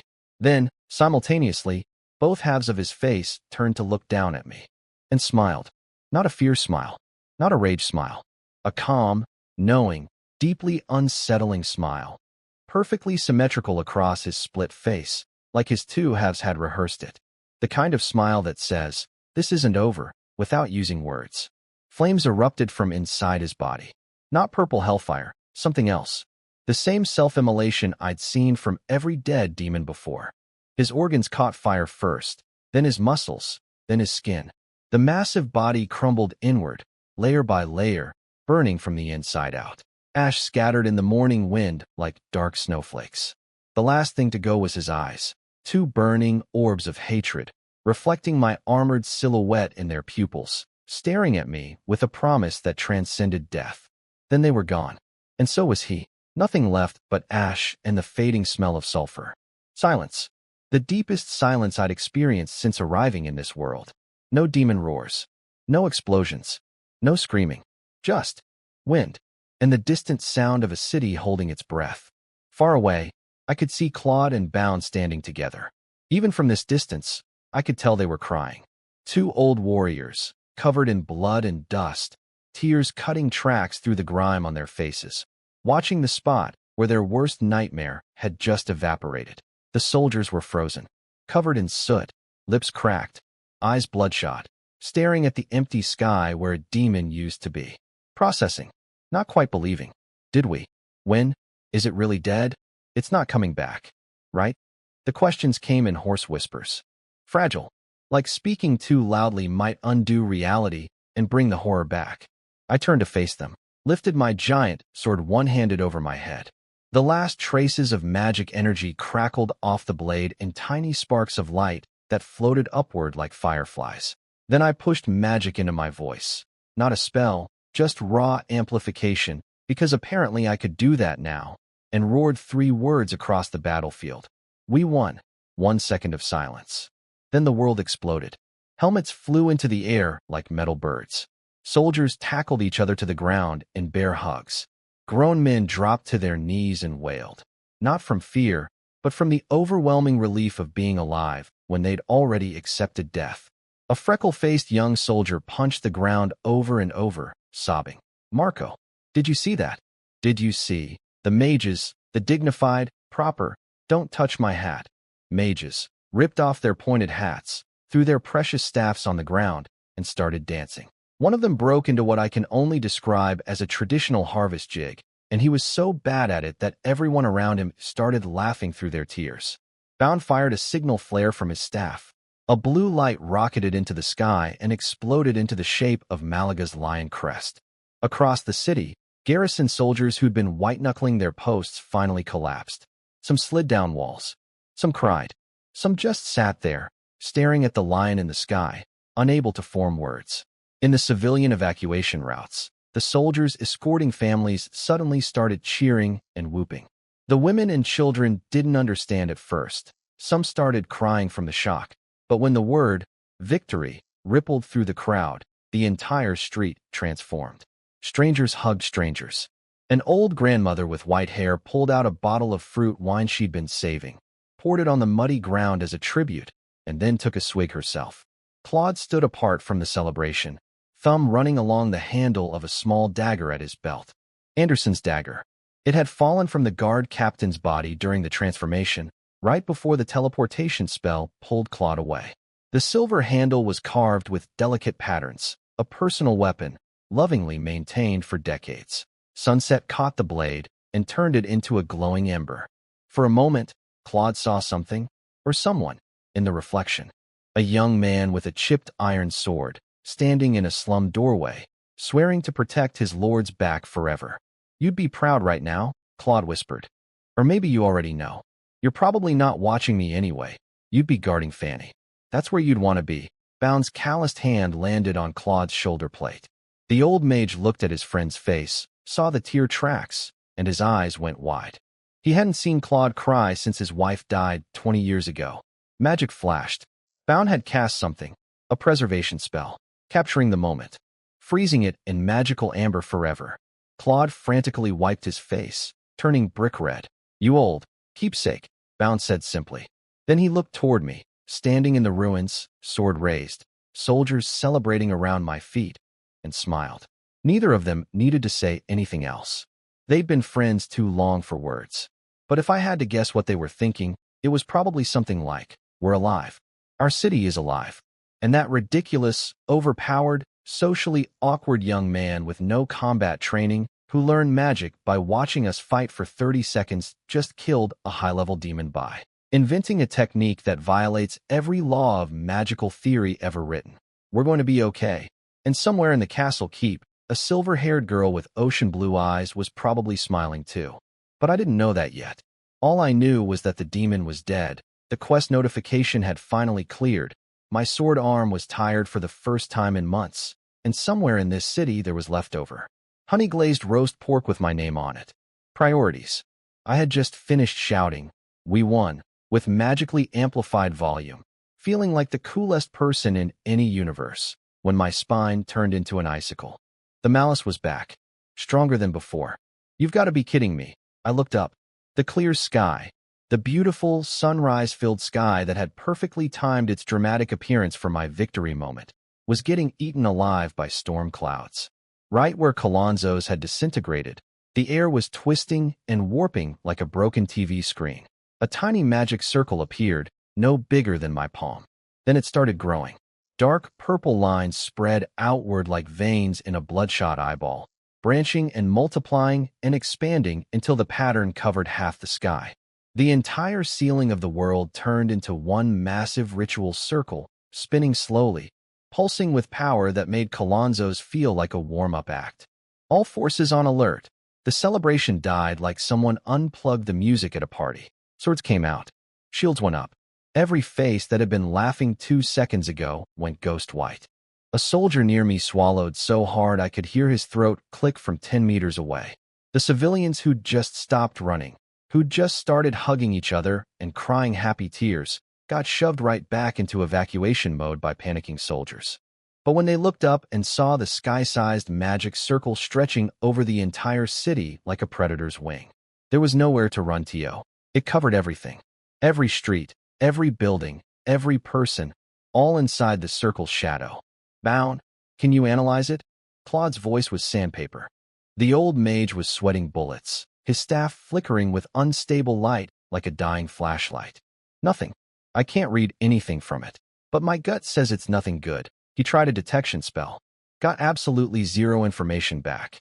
Whatever was behind that circle was operating on a level beyond anything Bound's magic could comprehend. We all stared at the sky in silence. The unspoken fear was deafening. If something bigger than Colonzo's came through that circle. Minutes passed. Nothing happened. The circle just hung there, spinning, glowing, mocking us. Nobody moved. Nobody blinked. Soldiers stood in combat stances so long their muscles started cramping, but nobody dared relax. Sweat beaded in armor joints and caught the blood-red light from above, making everyone look like they were bleeding from their seams. Then the circle started spinning faster. The sky turned fully red. Not sunset red, hell red, like someone had dipped the entire atmosphere in a bucket of blood. The clouds churned and twisted until it felt like we were standing at the bottom of a crimson ocean, looking up at something vast and hungry peering down. And then IT spoke. Last blood of Herman, your strength has exceeded our expectations. You are far more entertaining than those ancestors who have already become dust and bones. The voice came from everywhere. Not from a mouth, from the circle itself, from the sky, from the air in my lungs. The sound waves hit the city walls hard enough to crack mortar. Several civilians collapsed, dry heaving from the sheer pressure of the voice existing near them. But the strong one has always been only you, has it not? Those last words sharpened into a piercing whine that made people's ears bleed. I could feel Claude behind me, rigid as a statue, ice running up his spine. Bound's robe was soaked through with cold sweat. The thing speaking wasn't just powerful, its voice was a weapon. Breathing near it felt like a privilege it could revoke. I didn't respond, didn't give it the satisfaction. Instead, I started pulling magic from my body again. That brutal, squeeze-the-sponge technique that apparently violated every law of magical theory, and channeled it into my sword. The voice seemed amused by this. Its tone shifted to something almost playful, like a cat batting at a mouse. Ah, it seems you don't understand my meaning. Then let me show you directly. We will return to this world. We will rule, slaughter, and dominate all. The question is, can you protect this city? Can you protect everyone? 1,000 tiny eyes opened in the blood-red clouds. Literally, eyes, staring down at us from every direction. A sky full of pupils, all focused on the tiny figures below. Let us see. Last blood of Herman. Remember, I didn't let it finish. I swung my sword upward and unleashed everything I'd gathered. A beam of white energy, a full-power magic cannon, rocketed from my blade toward the circle like a laser cutting through hell's ceiling. Direct hit. White light exploded across the sky so bright that every single person in the city was forced to shut their eyes. The explosion lasted over 10 seconds. The ground shook like a ship in a hurricane. Buildings rattled. Teeth chattered. The entire world vibrated. When the light faded and people opened their eyes, desperate to see the circle destroyed, it was still there, completely untouched, spinning calmly, looking exactly the same as before, except now it seemed to be laughing at us.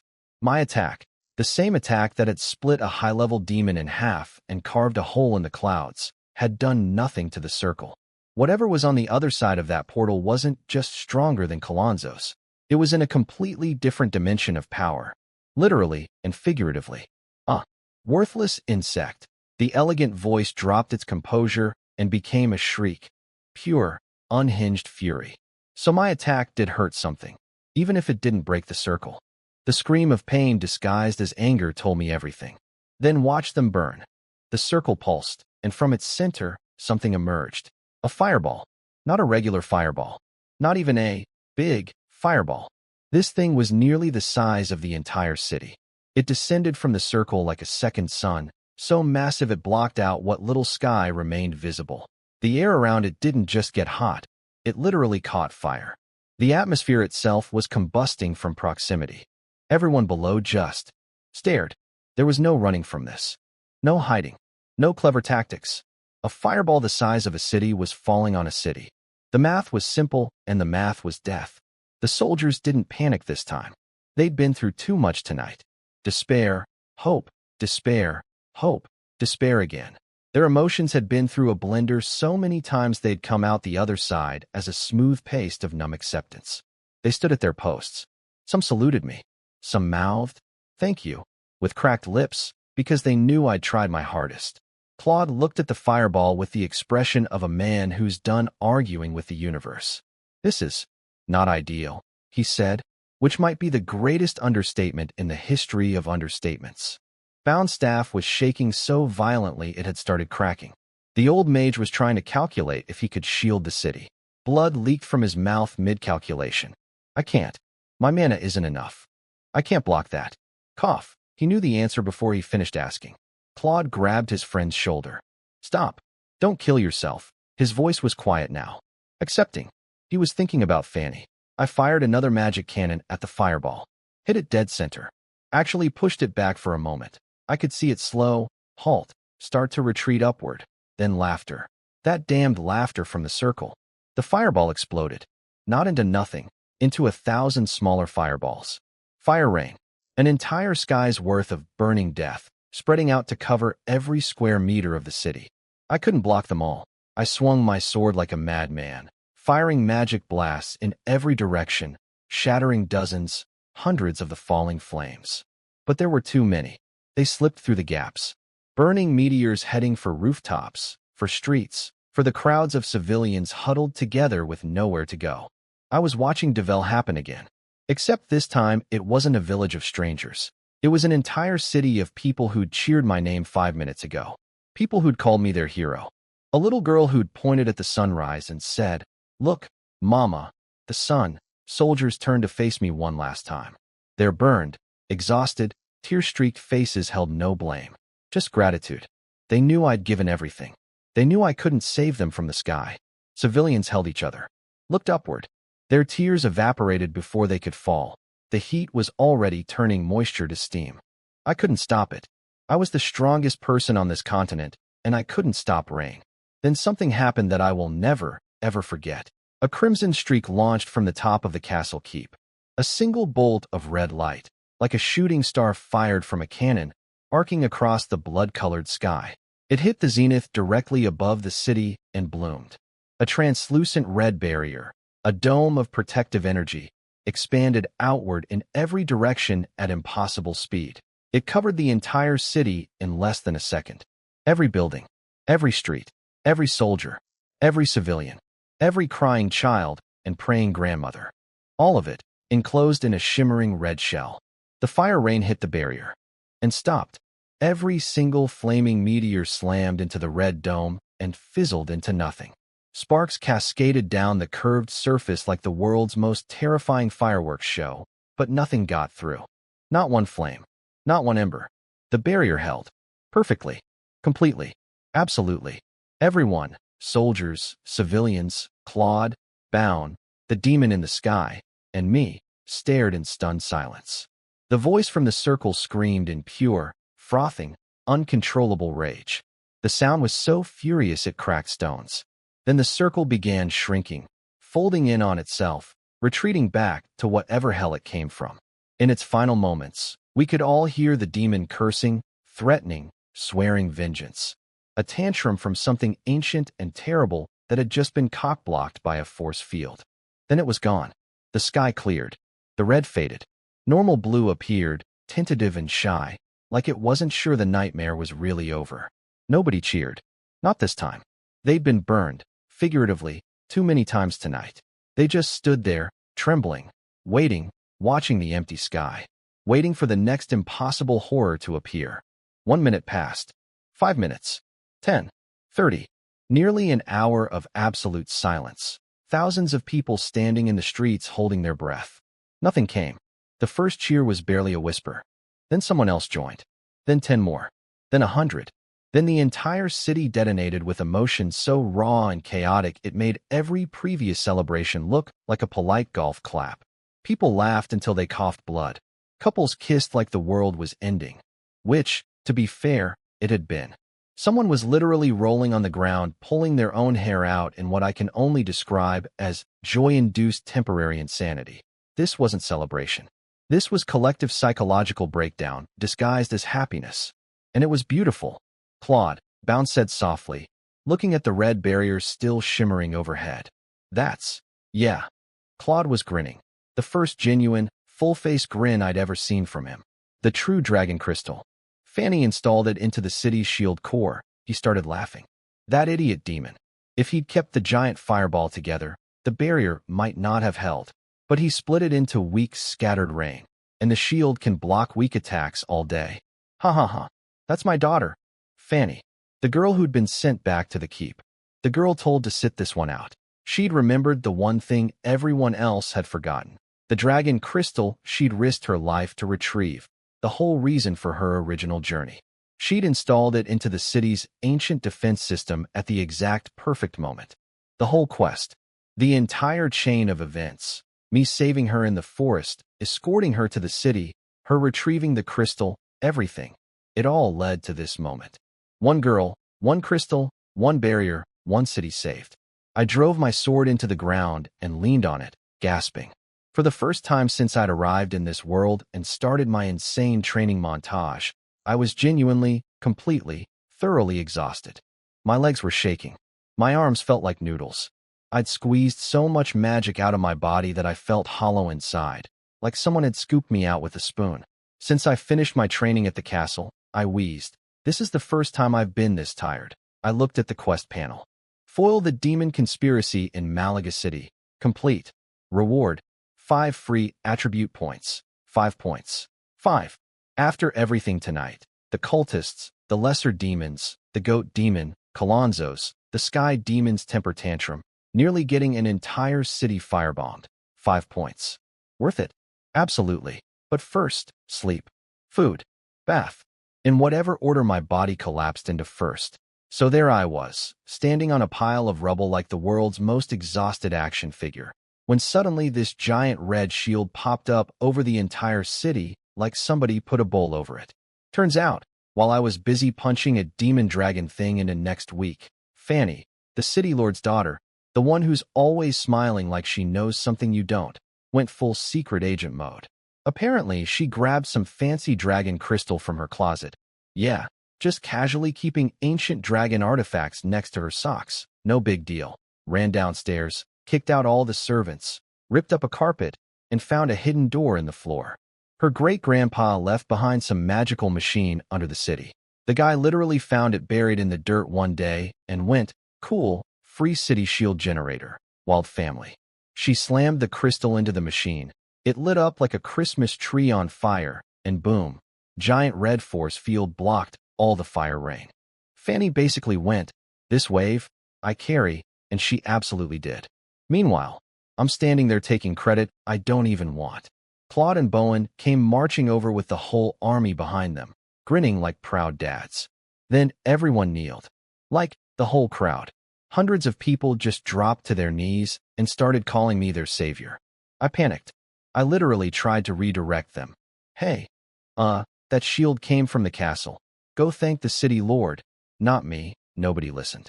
Some old soldier stood up and gave a whole speech about how I exposed the demon conspiracy and fought the monster solo. Which, okay, fair, I did do that. But still, Claude just patted my shoulder and said, just accept it or they'll feel worse. So I sighed the deepest sigh of my entire life and went, fine, I accept your respect. And they lost it. Hero Oleg, echoing everywhere. Very embarrassing. Very loud. 0% chance of sneaking away quietly. Oh, and the best part? I dumped all my new stat points into endurance. My stamina hit 91. I went from, fought a dragon and I'm tired, to fought a dragon and I could run a marathon right now. My magic power went from a river to a whole ocean. I'm pretty sure if that fire rain happened again, I could just vaporize it myself with one big laser blast. No shield needed. Just me and pure overkill.